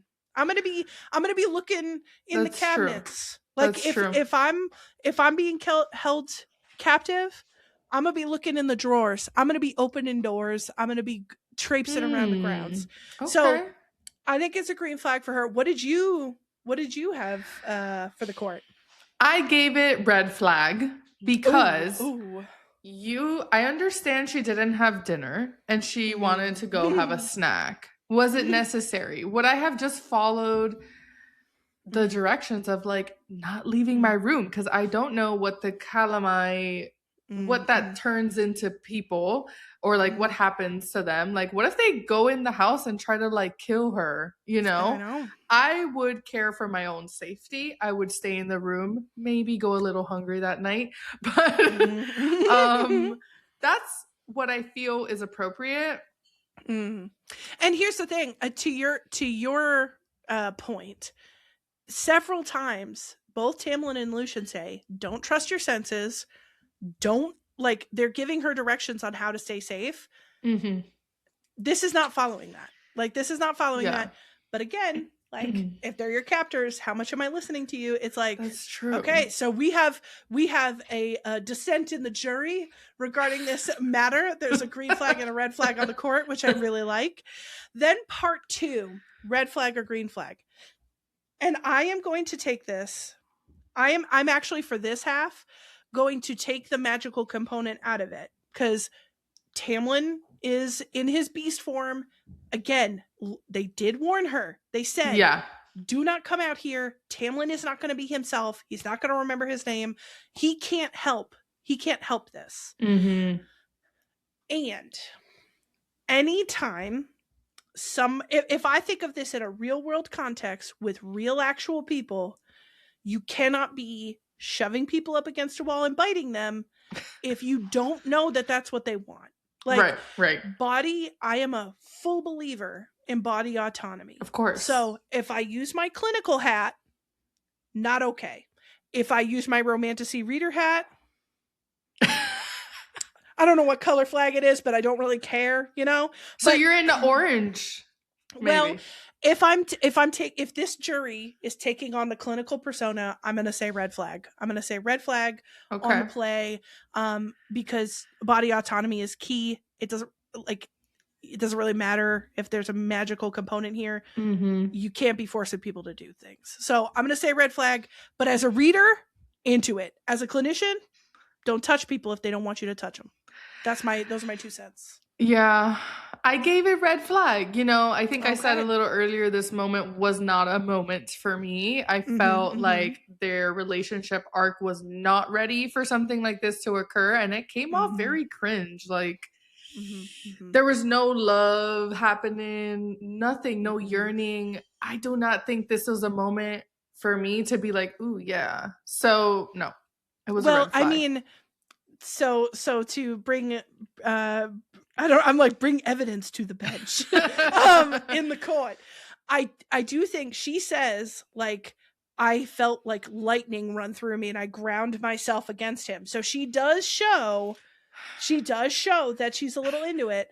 She also, Rhysand later, reads her mind against her will says, Feyre's wondering how it would feel for you to bite her thigh the way that you bit her neck. So she's been fantasizing. Dirty girl. Yeah. You dirty girl. So here's the thing. I think there is some level that she's into it. Yeah. But Tamlin did not know that when he did it. He did it. He had gotten no word from her that that's what she wanted. Luckily, it's what she wanted a little bit. Yeah. But you can't be going into interactions like that without knowing that the person you're about to do that to is into it.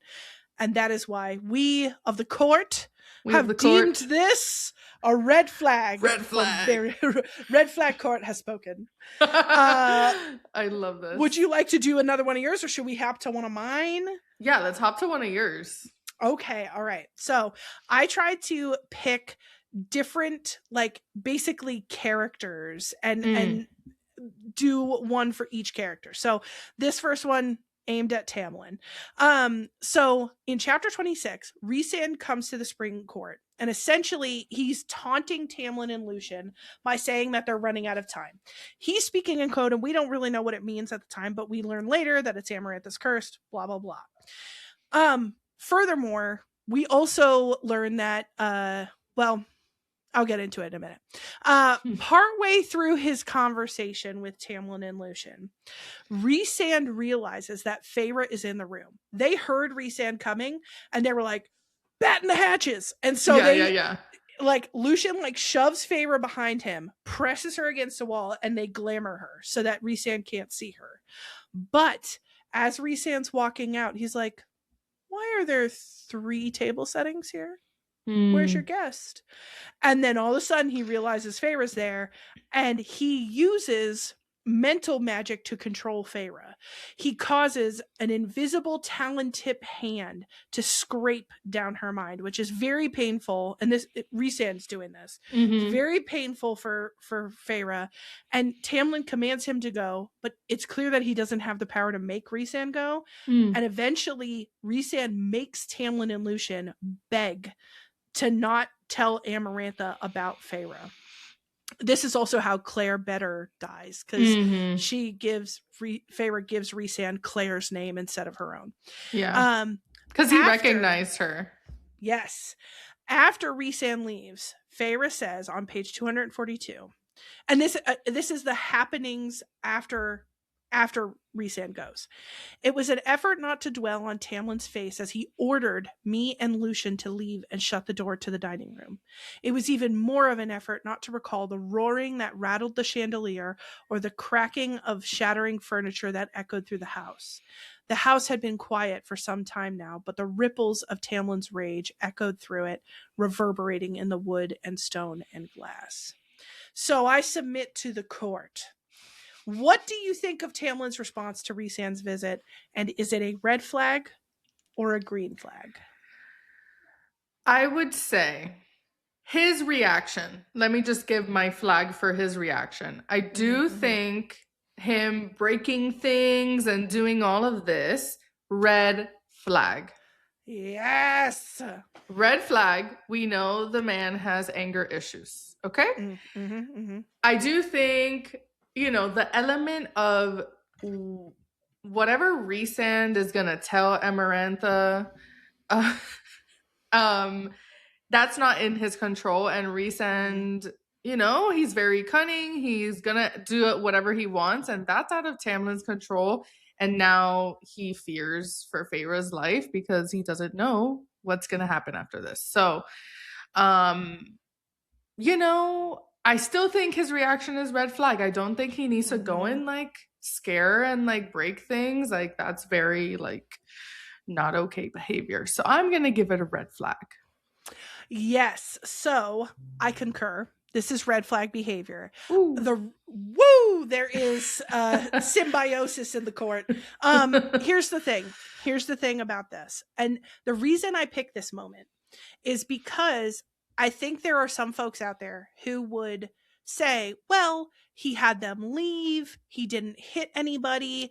This is like the nuances of abuse where people think like, okay, if someone didn't hit you, that it's not abuse. If you go privately to your room and start smashing things, that's your own business. This is a kind of emotional abuse or emotional disturbance, at least in this home. It doesn't really matter that you ask them to leave, that you're not hitting anybody. You are so dysregulated that you have to smash things in your home to let out your rage. That is dangerous. That is very dangerous. And that is not okay. I feel like that can turn into something more intense and more physical harm later on, just because, you know, I mean, you know, we can see that in like domestic violence situations. Let's say he, you know, slams the doors and like breaks the dishes and all of that. What's to stop it from escalating and then it becoming like a domestic violence thing where he hits you? So that's where that behavior is not supported or should not be. Well, he didn't hurt anyone. It's still not okay. No. And that's the thing. These are the moments where I like, it's kind of like, it doesn't really matter what pressures you're under.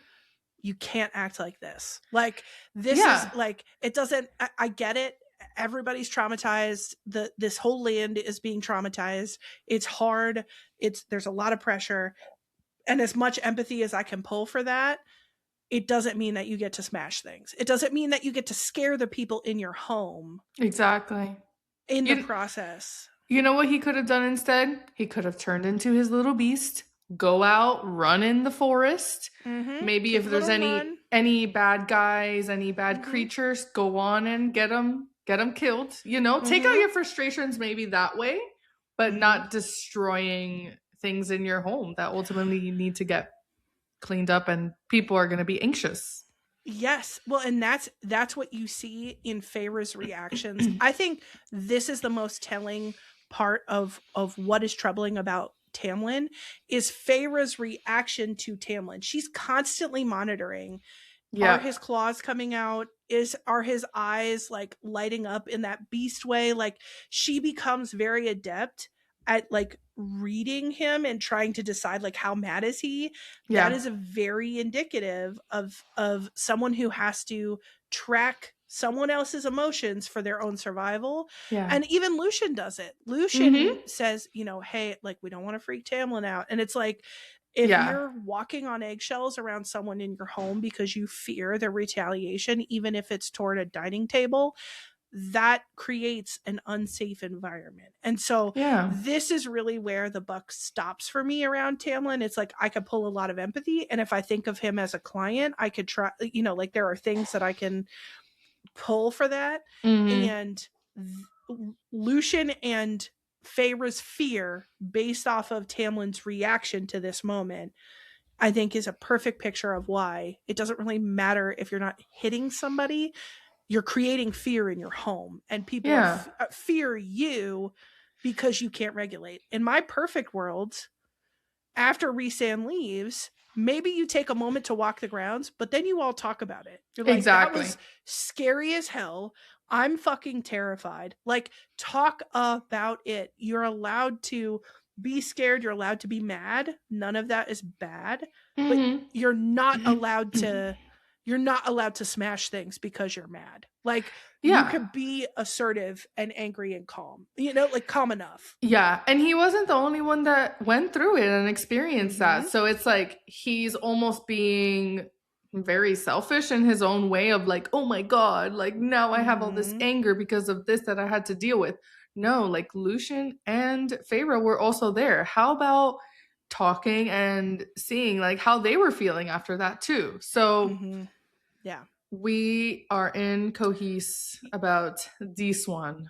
Yeah, this be a red, the reddest of the red reddest flag if I have ever seen one. So. If I'd ever done seen the color red, this would be one. It is this one right here. That was a great one that you presented to the court. Thank you. Thank you. So in page 206, another little Tammy coming up here. He says to her, "No, I don't want you to live somewhere else. I want you here where I can look after you, where I can come home and know you're here, painting and safe." Is this a red flag or a green flag? I think we're going to have I think we're going to have some differences in the way we see this. So I am not going to say, I kind of am leaning toward not saying one way, like all red or all green. So if there's some sort of yellow flag we can put on the play, I would. We could. I think this conversation comes out of one that they're having together. She asks him, "Do you want me to live somewhere else?" I think, if I'm remembering this moment correctly, I think she says, "Do you want me to live somewhere else?" And so this statement is him telling her honestly what he wants. He's like, "No, I don't want you to live somewhere else. I want you here, and I want to look after you, and I want to know that you're painting and safe and happy." That sentiment is leaning more toward green flag based on what Feyre has told him. Feyre has said to him, "I like to paint. I want to be safe and I want to paint. I want to make sure my family's safe and I want to paint." So if you go based off of what Feyre says toward the beginning of the book, this leans in the green flag direction. Based off of what I know about Tamlin by the end of this book, it takes on a sinister edge because it's like, where I can come home and know you're here betrays like, I want you to be inside the house. Like, I don't want you adventuring or doing other things. And I think by the end of the book, I don't know how happy Feyre would be with that. So for me, this, if you talk about on page 206, where they are at that moment, I would call it a green flag. By the end of the book, it's tipping yellow into red for me, but I don't think it's a right out red flag. She asked him the question. He's telling her honestly based on what he knows about her. That's my take. Yeah. So I am confusing flags. I'm going to say, whatever the middle flag do we want it to be yellow or Let's orange? be yellow. Yeah. Let's do yellow flag. Oh yeah, so it can be like the street light. Yellow flag for this one. I think when I was reading it, I was definitely very amped up and I'm like, red flag. But it's because, again, like I don't like his controlling and possessiveness. But but these are his honest feelings, and he just wants her to be safe, which I appreciate. So I do now, looking back, see that it's more of a yellow. It's more of a yellow, you know, with where they're at this moment. So yeah, like I feel like on page 206 there, and I can't remember exactly how much evidence we have for like something's up with Tamlin. Yeah, there may be some in there, like obviously he's an emotional dude and he like busts in her house, which is problematic, and like I'm not saying he's displaying no problematic behaviors, but if you ask me honestly what I want and I tell you honestly what it is I want, that's it's murky. So to the court we submit a yellow flag for young Tamlin on his accepted. Yes, accepted by the court. So my next one goes toward Feyre. We have to decide, is this a red flag or a green flag behavior? When Feyre goes under the mountain, she says several times that she will give all of herself to save Tamlin and to save Prythian. In that order. To save Tamlin and to save Prythian. It is interesting that it is mentioned like that. On page 334, she says, for Tamlin, I would sell my soul. I would give up everything I had for him to be free. And she's making a deal with Rhysand so he'll heal her arm. And when thinking of that deal, Rhysand offered to help her in exchange for a week at the Night Court each month. And that's, so she's saying like, I will give anything for Tamlin to be alive and safe. And then on page 392, she says, in saving Tamlin, I was to damn myself. And she talks about how she would ruin herself, damn herself, sell her soul to save Tamlin. What do you think about Feyre's assertion that she would damn herself for Tamlin, or for any man? Is this a red or a green flag? To the court. To the court. The court is flustered with this one. Okay. The court, or at least my judgment of being a feminist, I would say red flag. I would not do this for a man who took me from my home. I would say I would not do this for Tamlin. I would not. I don't think she needs to damn herself for him, you know? I leave it at that. Okay. I'm in a bit of a similar place. I think there's some nuance here that makes it hard, because she's also saying for Tamlin and for Prythian. Once you add for Prythian, I'm like, now you're saving a whole nation of people. I can get with that, but if it's for Tamlin, no, he can rot in hell. Well, and he can stay right there in the mountain. Okay. That's just yep.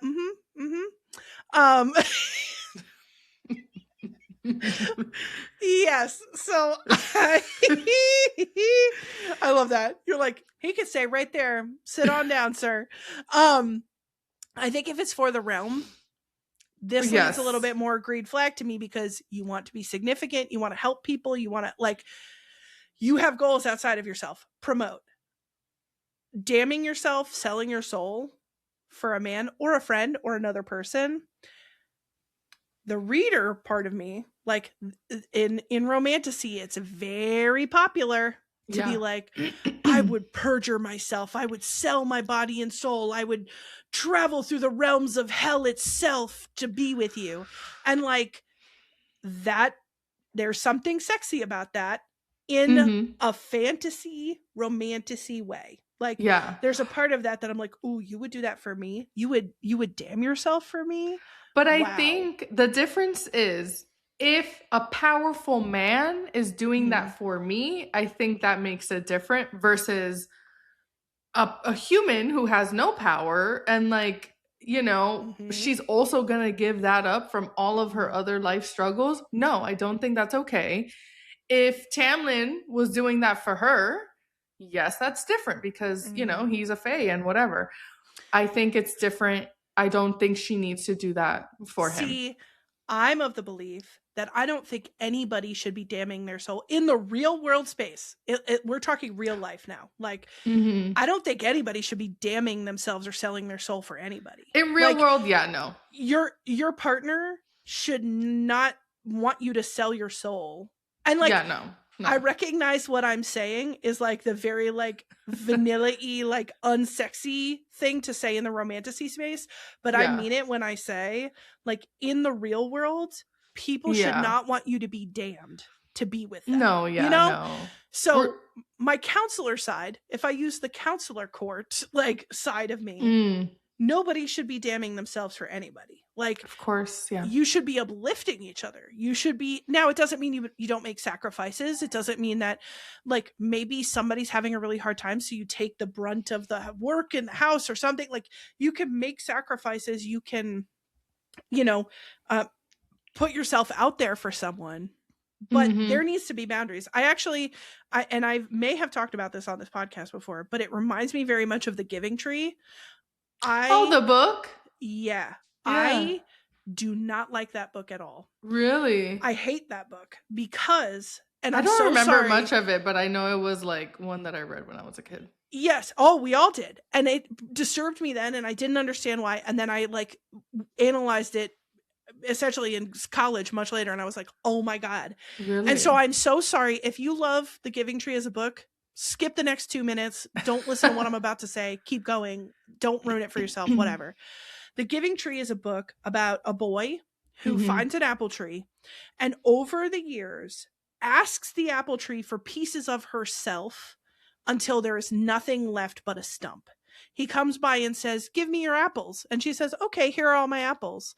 Then he comes by and says, give me your branches. And she gives him all her branches. Then he comes back and he says, give me your trunk. And she gives him her trunk until she is nothing. And when he's an old man, he comes back and he sits on her and uses her for a stool. Oh. This is not the book that I remember. Girl, go back. Go back and read it. Read it. Yeah. I'm serious. And you know what? He's not happy and she's not happy. You want to know why? Well, or she's happy in sort of this sad martyr way because she had no boundaries. She had no boundaries and he had no boundaries. He did not understand that you can't ask someone for all of themselves and expect them to still be themselves at the end. And so for me, that is my dissertation about The Giving Tree. But who wrote this book? We're gonna need Shel Silverstein, I think it was. And you know what? It's messed up. Wow. And so I see this like that. It's like in the real world space, if someone's asking you for all of yourself, for your soul in order to be with them. Yeah, no. In the romantasy space, in a toxic way. Yeah. I could see it being hot, but it's relegated to the realm of fantasy. That is something that belongs in a fantasy and does not belong in real life. And so I submit to the court a red flag clearly because nobody should ever be giving or damning their soul. Yes. No good partner would ask you to damn your soul. I accept the red flag. Yeah. I got so hyped up about The Giving Tree. I can't wait for you to read it. I wish I had it. Adding to my TBR. If I go on Goodreads and I see Yarlin started The Giving Tree. Girl, I'm reading Dr. Seuss books like 5 times a day over here. You're like, my book count would be 1 million. Yeah. I do not like green eggs and ham. I do not like them, Sam. I am. My son loves that book right now so much. Okay. Well, we are simpatico, red flag on the play for young Feyre. What is your next? What do you bring to the court next? My last court case is page 347. The paint that Rhys puts on her body. After he dresses her in that little skimpy outfit. Of course, how else would I know if anyone touches you? I'll remember precisely where my hands have been, but if anyone else touches you, I'll know. And Feyre, I don't like my belongings tampered with. Okay. God. Okay. My God. What is this red flag or green flag? Girl, I'm so sorry. I'm so sorry. This is a red flag. This is a red flag. Now, I want it said here and now. Sexy. Sexy as hell. In a toxic fantasy way. I'm into this. I am into it. I'm into the skimpy outfit. Yes. I'm into the paint. I'm into the like little touches on the waist and the whatever. In the real world, this is a blazing red flag. Yeah. Number one, I'm a belonging. You're objectifying me. That word I do have a problem with. Like, I think if that last sentence wouldn't have been added, I would have been like, I dig it. But the belongings part, it's like, I don't know if she really belongs to you. In the toxic fantasy space, that's, there's a lot of people find that hot. And I could see that. The real world space, I'm not a vase. You know what I mean? Like, I'm not one of your things, Yes. The other thing about this is she does not consent to any of it. She doesn't want to paint her body. She doesn't want her body on display in front of everyone. She doesn't want you to touch her. She doesn't want you to kiss her. Like, all of this, she said no to out loud and like very prominently. Mm-hmm. So it's a red flag for me. If we're thinking real life. If it's real life, red flag for me. I'm so sorry. I know. Yeah, I mean, real life, definitely red flag where it's like, yeah, I'm definitely not a belonging. I definitely don't like that. Mm-hmm. Fantasy. In the fantasy, but here's the thing. If you're going to accept this as fantasy sexy, the control, the objectivity, the objectifying, the use of her body in ways she doesn't want. Yeah. The controlling. Of course. Now, who's the bad guy? Who's the bad guy?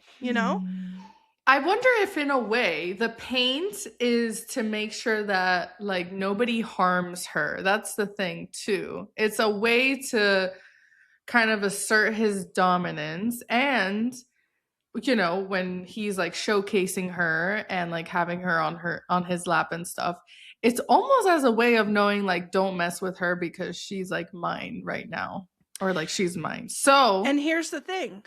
I think if you take into account context, I think he's got schemes and things that are like controlling him. But if we're going to give him that benefit of the doubt, why the hell wouldn't we do that for Tamlin? Like, we can't deny that the results of their actions are not okay for both of them. Both of them do stuff that's not okay. And if we both take into account context, there are reasons for the things they do that don't have to do with like taking advantage of her. But that is the end result. Like, she ends up flying into a depression because she spends her whole night dancing and she can't remember it, and she doesn't know who's looking at her. She can't sleep. Like, it's definitely not okay. I think, because it's recent, I think that's where I'm like, ooh, it's a little bit of a yellow flag for me. But obviously she is being used in so many like facets of this book, and everyone is just taking advantage of her, Is it a hot moment? Yes. Oh, no denying. I found it hot. Like, let's not again, toxic reader self, hot. Yeah. Counselor self, red flag. I'm so sorry, everyone. Like, I know this is painful. It's painful, but like, this is a red flag. Like, I wouldn't, if no other context, I just said, so there was a guy who went into a girl's room, hurt her until she agreed to a deal with him. And then he painted her body against her will and dressed her up to show off her body against her will in front of other people. And then he drugged her so she wouldn't remember anything. Yeah, that's pretty bad. That's really bad. That's giving like scary movie, If I say it like that, and that is just what it is. No hot guy there, It's like whether or not he's hot, whether or not there's magic, what you are doing is a red fucking flag. And I'm so sorry. You know, Yarlin, you know my feelings about Rhysand, and we'll talk about them. We'll talk about them later on, but in the future. But I gotta call them like I see them. This is a red flag. Yeah. Sexy, toxic, red flag. Why do they have to have these characters who, you know, they change a little, things happen, but it's crazy that it starts this way. Mm-hmm. Well, that's why it's morally gray or black. Like when this is what makes, I think, this so compelling is the fact that Sarah J Maas wrote this. Like they are morally gray to black. It's like truly, truly morally gray to black. There's not, you can cushion it with like rationales and stuff, but like you can't say that this is morally good. You can't say that Tamlin is morally good. You can't say that Rhysand's morally good. You also, I don't know if you could say that Feyre is always morally good. It's gray because that's what people find sexy. They want that danger. They want the what are you gonna do to me? But like, think about this in the real world. Like if you went up into a club and this happened. Yeah, that wouldn't be okay. No. Arrests, like hopefully, like jail time. Bring them to the court. Yeah. The court has spoken. I'm so sorry, everyone. I'm so sorry. The court has spoken. From a counselor, healed perspective, this is a red flag. I'm so sorry. I'm so sorry. Yes, but it is. And so, with heavy hearts, with heavy hearts, we deliver red flags to one Rhysand, and it's not going to stop because I also picked a Rhysand moment for my last case. Present your case to the courts, girl. I don't think you're going to like it. So between the second and third trials, Rhysand, and we've been talking about this, begins having his cronies dress up Feyre for parties. And he drugs her with Fey wine. And he makes her dance with him or for him through the nights. And he even uses his mind magic to force her to do it. And she's really sickened by it. She gets back to her cell and she throws up because she's so sick. And on page 350, it says, this is Rhysand talking. He says, drink, you'll need it. And then in Feyre's mind, it goes, drink, my mind echoed, and my fingers stirred toward the goblet. She says mentally no. Then she says out loud, no. No, I said, and some fairies who were watching us from a safe distance chuckled. Drink, he said, and my traitorous fingers latched onto the goblet. Later, Rhysand is bringing her to the last party before the third trial, and he catches Feyre and Tamlin kissing. And he breaks them up, and when Amarantha shows up, he forces himself onto Feyre and kisses her. She's also disgusted by this. But later, Rhysand talks about the other dire circumstances afoot, and Feyre thinks it through. And on page 838, and what we learn is that, or what we know is that Rhysand is called Amarantha's whore. And we get the feeling by the end of the book that he's not entirely happy with this arrangement. He comes to her cell later and is like, she is running me ragged and all this stuff. So on page 383, he's sort of comparing his situation to hers. And he goes, Feyre, for Cauldron's sake, I drug you, but you don't wonder why I never touch you beyond your waist or arms. And what you get the sense is that there's other schemes, like there's other reasons why he's doing this, but like, don't you ever wonder why I'm not, like, other fairies, if given this opportunity, would do that, and I'm not doing that. So have you ever thought about why I'm doing it if it's not to take advantage of you? And then he says on page 384, Feyre says in her own mind, if he hadn't been kissing me, this is Rhysand, if Rhysand hadn't been kissing me, if he hadn't shown up and interrupted us, I would have gone out into that throne room covered in smudged paint. Regardless of his motives or methods, Rhysand was keeping me alive. So, what do we think of Rhysand's behavior in these two instances? And is this a red or a green flag? I submit to the court. I definitely would say red flag. I mean, we cannot, like, I can't, there's no way around this. There's no way I can be like, but no, I definitely think red flag. He kissed her, obviously, without her, accepting or wanting to be kissed by him, forcing her to drink and kind of making her like a laughing stock and seeing, just again, a lack of her autonomy here. So, yes, I would agree. I think this is red. It twinges yellow a little baby bit when Feyre recognizes, like, he's doing his best to keep me alive. Like, I can get with, like, you don't want her going into that throne room looking like she's been making out with someone. That isn't you. Yeah. That isn't you. Mm-hmm. Now, do I think you could have just smudged some paint on your hands? Like, do I think you could have just run your hands along her side for a second and, like, pinched your cheeks or something? Like, yeah, maybe. Or could you have kissed her without, like, shoving your tongue down her throat? Like, could you have been like, Amaranth is coming, I need to kiss you. Bam. Like, could we have done this in a way where at least Feyre understands to some measure before it happens what's happening and why? Yes. I think I think there's ways that this could have been handled better. I know that Rhysand is under incredible stress. I know that he's also being kept captive. I understand the context, but I agree with you. If we look at this, what are the actions? What is actually happening? Red flag. Yeah. All of this being said, to the girlies out there, we hear ourselves. You know what I'm saying? To those who have read these books before, we hear it. We hear it, and if you know, and whatnot. But we can't, like, if we put our counselor hats on, I'm so sorry.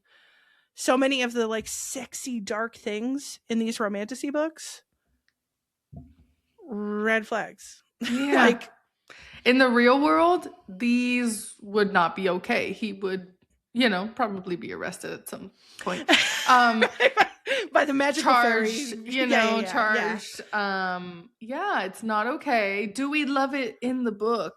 Of course. We almost need, like, two courts. We need, like, the reader's court and the counselor's court. Yeah. So much of the reader's court would be like, but can you, there's so many, like, insane dark books that people love, so of course, like, this is like nothing. Well, so that's where it's like, to most readers, this is gonna be like awesome and give me more. Here's the thing. I think fantasy gives us the opportunity to experience things that would never actually work in real life. Like, in real life, this would be probably horrifying. And I mean, to be honest, to Feyre, it is horrifying. Like, yes, if you read her reactions, she's disgusted. She tries to wash her hands. She throws up. Like, she is traumatized by this. Yeah. And I think there's a space for living out these fantasies that you have in your head in a pretend place that you could never accept in real life, or that would never be good for you in real life. We've talked about Haunting Adeline. Yeah. If we take it to the extreme, right? If we take this, because this is so mild compared to what happens in Haunting Adeline. Yeah. So many horrific things happen in Haunting Adeline that psychologically would be damaging to an extent that I struggle to, like, comprehend. I know. But people love to read it because there's a fantasy there about like how sexy it might be if I had a stalker. Like, right, where someone wants you that much that they would willingly go to those lengths to do that. Yeah. Like, I will bring the severed hands of the guy that wronged you to your door. Like, that you would be horrified in real life. Most people would be horrified. You should be horrified in real life. Yeah, of course. Yeah. In real life, stalkers are terrifying and harmful. In real life, if someone forces themselves on you and tries to kiss you and it makes you want to vomit, that's not okay. Like, if somebody if somebody pushes you against a wall and bites your neck without knowing whether that's what you want or not, that's not okay. And so the red flag court speaks from the counselor space. And please know, if this were the reader court, if this were the reader red flag court, I'd be handing out a lot more green flags. But I can't. As we've talked about, we love a bit of escapism. We love reading about dragons and fae men and wolf shifters and dark and mysterious people doing mysterious things. But what happens when we try to take this to the everyday life? We got into it a little bit with Red Flag Court, but now is our opportunity to sit on the counselor's couch where we're going to give you some insights on how these books can help you navigate your day-to-day life. Yarlin, do you want to pop off with your counselor's couch insights this day? Yes, welcome to my couch. So I'm so happy to be here. It's nice and cozy, isn't it? Oh, so cozy. We've been talking about it a little bit of just like how these books can impact us and, the real life stuff. Specifically, like touching on like the relationship parts that we see. It's like, I think these books give us insight on unhealthy relationships and possessiveness that can occur in those relationships. Tamlin has such a manipulation tactic where he takes her prisoner, says he lets her go wherever, but then that doesn't end up being true. He gets her paint to distract her and find comfort in being a prisoner. He harms her, then apologizes and gives her flowers. This back and forth creates a toxic bond that disguises itself as love. And I think that's why I have a real problem with it. This is a quote from Feyre. I think when she was going in to go save him under the mountain, I sashayed over to him, my fairy lord, my protector and warrior, my friend, and danced before him. Feyre is on that fairy wine while this is kind of happening. I think, isn't this Fire Night? Is this when Tamlin plays the fiddle, or is this Rhysand? I'm wondering. I think this is like a thing with Feyre, but I don't remember if it was Fire Night or what it was. Maybe it was something that she was like dancing. She that's the thing. So, she danced with Rhysand, but she doesn't remember it. This is when it's Fire Night. Oh, that she's excited and she's just she's flowing. Like, woo! And Tamlin's like, let me get on the fiddle. And that's when they have a little party. Yeah, but I understand she's on the wine, but I still think this is, she was manipulated in this moment to think of her captor who took her away from her family. Why does she think of him as a friend? Why does she think of him like as a protector and a warrior and like her lord? Like, this isn't love or friendship. And I was just very like upset by reading that. I was like, girl, no, I know you're not here right now, but no, these cannot be your feelings about him. Okay. I have a little bit of a different take. I think that could have been said toward the beginning, like when he first takes her and's like grumpy toward her and calls her a useless human. Like, I'm like, nobody talks to you like that, and then gets to be your friend. And I think in Feyre's mind, he is doing everything he can to protect her within a system that he did not choose. And so he is subject to the slavery of Amarantha just as much as anybody else. Right. And he tries to protect her as much as possible. But I think this is a great example of, in relationships, sometimes your intentions and the impact you have on someone are two different things. And sometimes it really doesn't matter what your intentions are if the impact is not good. And so the protectiveness, the control, the whatever, I think the biggest thing that Tamlin did for her and could have done for her is send her back to her family, to free her, if he really wants her to be safe, to free her from Prythian, and should have done that. Like, if he was going to do it, should have done it earlier. Yeah. And so I think if we see this in the real world space, recognizing that you might not intend to hurt someone and you still might do it anyway. And so recognizing the responsibility that we have to people that we hurt, even if that wasn't our intention.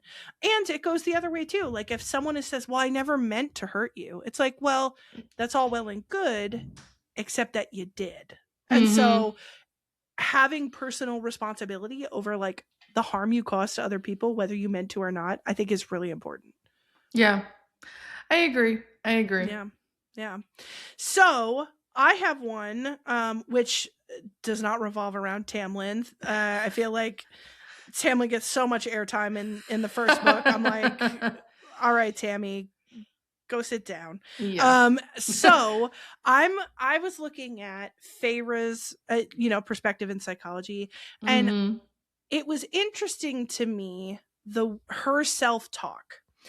She values significance, she values art, she values all these things, but her self-talk is really, really harsh.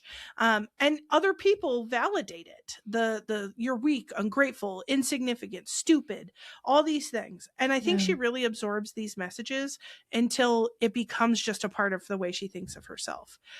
And I think if we zoom out from that and take it into the real world space, it's relevant to think about what our own negative self-talk might be and how that might be impacting our self-esteem. And I see this all the time in the counseling space. Yeah. So if you're struggling with negative self-talk, harsh self-talk, self-hateful talk, I wanted to give a couple of items for folks to kind of consider when trying to contend with those negative self-talk, low self-esteem messages. First and foremost, I would say recognize where the messages are coming from and surround yourself with people who uplift you. In the real life version of this book, Feyre should say no thank you to all of you and go find some real friends.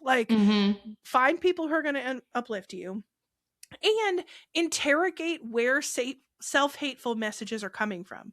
Sometimes it's from society, sometimes it's from your community, the media, even your family can be the source of harmful narratives that you sort of proliferate within yourself. So if you're saying, oh, I'm so stupid, who taught you that? Who taught you that you were stupid? Right. Who told you that you were? How did you figure that out? Where's that coming from? And most of the time it goes back to somebody who once told you that you were stupid without really knowing you, or who was judging you unfairly. The second thing I would say is switching perspectives. I find this is really helpful for clients, that I have them imagine that they're telling the things they're saying to themselves to someone they love. So, okay, you said you're stupid. All the things you just said to yourself, I would like you to pretend that you're saying them to somebody you really care about or love. Sometimes even saying them out loud. Say what you just said out loud to someone you love. Yeah. And sometimes it's say it slowly. Say it like you mean it. And often what people discover is oh my God. Yeah, it's hard. Yeah. And I would never say that to someone I love. I would never say you're stupid or useless or weak. And I think it's a real eye-opening moment to be oh, I would never say self-hateful things to other people in the way that I'm saying self-hateful things to myself. So if you do that exercise and it hurts to contemplate saying something out loud to your loved one, you're probably being overly harsh with yourself. Yeah. And then I have two more. The second and last one is look for contrary evidence. So what evidence do you have that this harsh thought is false? If you say, I'm really stupid, if we were doing this with Feyre and she's I'm just a stupid human, I might say, okay, do you have any evidence that says you're not stupid? Was there a time that you encountered a problem where you solved the problem? Hint, hint, yes, you literally kept your family fed for years. Not knowing how to hunt, you figured out how to hunt. Not knowing how to swim, you figured out how to swim. You're actually really smart. It's just you've been told you're stupid, and by people who don't have a good read on who you are. And then the last thing I will say is sitting with discomfort. Sometimes you figure out what the message is, you figure out where it's coming from, you try to challenge it, and it doesn't budge. It's no matter what I say to myself, I believe that I am stupid. And what I would say is have awareness of it, kind of it's sitting in the corner, and be okay, I've tried to dislodge the thought. It's here to stay. It's at my little mental party, but I'm not going to I'm not going to like rev it up. I'm not going to stare at it or get really close to it. I'm just going to let it be there and make it a part of my mental world, but I'm not going to let it overwhelm me. And so sometimes when you just let a thought be and you don't try to exacerbate it or feed it or whatever, it will just kind of quietly be in the corner and it stops impacting you so deeply until you get to the point where you could challenge it and have it leave, sort of your mental space. So those are my thoughts about negative self-talk and countering negative self-talk. It's something that I encounter all the time in the clinical space. Same. And those, things that you mentioned, I feel like those are things that I use as well. I like would you say this to your best friend? Like that's kind of how I word it. But I think all of that is so important, and we're so much harder on ourselves in every way. And we bring ourselves down a lot of the time. So, I think that's where a lot of people struggle with too. So helping them recognize that like, wow, you are saying that to yourself, and where is that coming from, and how can we change that? Yeah, absolutely. And recognize that work takes time. So if you're dealing with like a lot of harsh self-talk, if you've been talking shitty to yourself for 20 years, that's not going to change in a day just because you recognize it. It takes practice. So practice it. Practice it day in and day out, replacing messages with different kind of messaging. Yeah, like positive affirmations. A lot of people are like, in the beginning, it's going to feel stupid because you don't believe in it. But the more you practice it and the more you rewire your brain with those positive kind of self-talk, then you'll start to believe it and it'll start to come up versus the negative ones. Yes. And I would even say, like, if you're struggling with coming up with positive ones, come up with neutral ones. Like, okay, I'm stupid. If you can't say like, no, I'm actually like, I'm intelligent in the ways that matter for my life, which I think would be the positive. Like, I'm really believing in myself. Yeah. Saying something like, I don't really have any evidence today to say that I'm stupid. Like, I don't really have I can't think of a moment today where I really did something horribly stupid, whatever that means to you. And sometimes if you can crack into those messages and just put a little bit of doubt in there, you kind of work your way toward the positive by making that wedge. So love that is our counselor's couch. Thank you for coming in today. Yes. And now it is time to ask ourselves, what is up in the realm of Yarlin and Katie and Fae and Fables pod? And we want to start by letting you know what it is we're reading, because we're always out here. We're always out here reading. As much as we read for this podcast, we're out here reading other stuff too. So, Yarlin, what's up on your to be read list? Well, immediately, A Court of Mist and Fury. Oh, we're getting into it. Oh, I can't wait. Into it. I can't wait. And then I kind of picked out like my March physical TBR because, as we know, we're working towards getting that down. And I think I thrifted 3 of these books, and we know you and I have talked about my thrifting journey on the sidelines, but I am gonna read Fahrenheit 451. Ooh, look at how handsome he is. Oh my God, you got the I love me some Michael B. Jordan. I have never read this book before. It's kind of a shorty, 250 pages. So I am gonna read that. I want to read Winter Garden by Kristen Hanna. I've never read Winter Garden, but I've read Nightingale and The Four Winds. And Kristen Hanna is always a sob fest in my world. So you getting ready to get emotional with it? Yeah, I want to change things up in the realm. Okay. So I have that one. Mexican Gothic. Oh my God, I love it. Sylvia Moreno Garcia. I have read another book, and I kind of forgot what it's called, but it's about like witches, and I really loved it. So I've had this one for a bit, so I want to read it. Oh, I love Mexican Gothic. Yes. And then In the Veins of the Drowning. Ooh. This one I did buy from Barnes and Nobles. And it is by Callie Cassidy. So I am really looking forward to this March TBR. I don't try to like be too hard on myself if I don't get to all of them. I'm kind of a mood reader. So, you know, after I get through my ACOTAR, then, you know, I get to the one that I'm feeling at the moment. Get to explore the space. Yeah. What about you? What's up in your realm? Oh, in my realm? Oh, so much is up in my realm. I am also Court of Mist and Fury is like number one on my list because we are committed to the pod. We are committed to making sure we are ready for ACOTAR 6. Then I am in the middle of reading Warrior Princess Assassin. Oh, I've seen that one. It's quite good. Brigid Kemmerer. And I have a very specific ending that I want, and if I don't get what I want, I'm gonna be upset. So we're gonna see. I'll let you know how I feel about that. And then The Everlasting by Alex Harrow, which I picked that book because it was pretty and it had a nice map on the inside. I've heard that it's good. So I have heard as well, but I want to be very clear that I had no idea. I am not as responsible with my book acquisitions. I don't do as much thrifting. I'm trying, but I love a sprayed edge. I love I love a pretty book. So I went pretty on that one. As you should. As I, you know, it's like life's short. Life's short.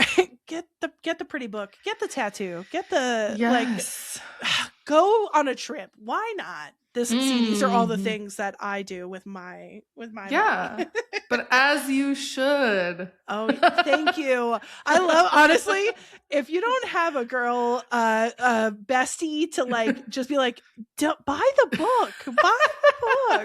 What are we doing? Exactly. So that's what's happening in the realm for our bookish times, and now it is time for final remarks and shout outs. If any of today's topics were triggering or upsetting, please make sure to seek out individualized mental health treatment. And remember that this podcast is for fun. It's based on our opinions and experiences and should not be used for diagnosing, assessing, or treating mental health conditions. Our next episode, out on March 25th, will cover A Court of Mist and Fury. So be on the lookout for that. We are very excited to tell you how we feel about our intrepid characters once they're in A Court of Mist and Fury. If you know, you know. Wink, wink, nudge, nudge. And if you don't know, girl, you're about to find out. Hold on. Hold on to your seats. If you'd like to support or interact with us, make sure to I can't look at you. Make sure to subscribe and rate the podcast on the Apple Podcast app, Spotify, or YouTube. Follow us on Instagram at Fae and Fables Pod. Email us at faeandfablespod@gmail.com. And we have merch. So if you want some, go to the link tree on our Instagram and you can find our Etsy page. It's very cool. We have lots of colors. We each own our own versions of the merch and love them. And thank you for listening, and we will see you soon. Bye.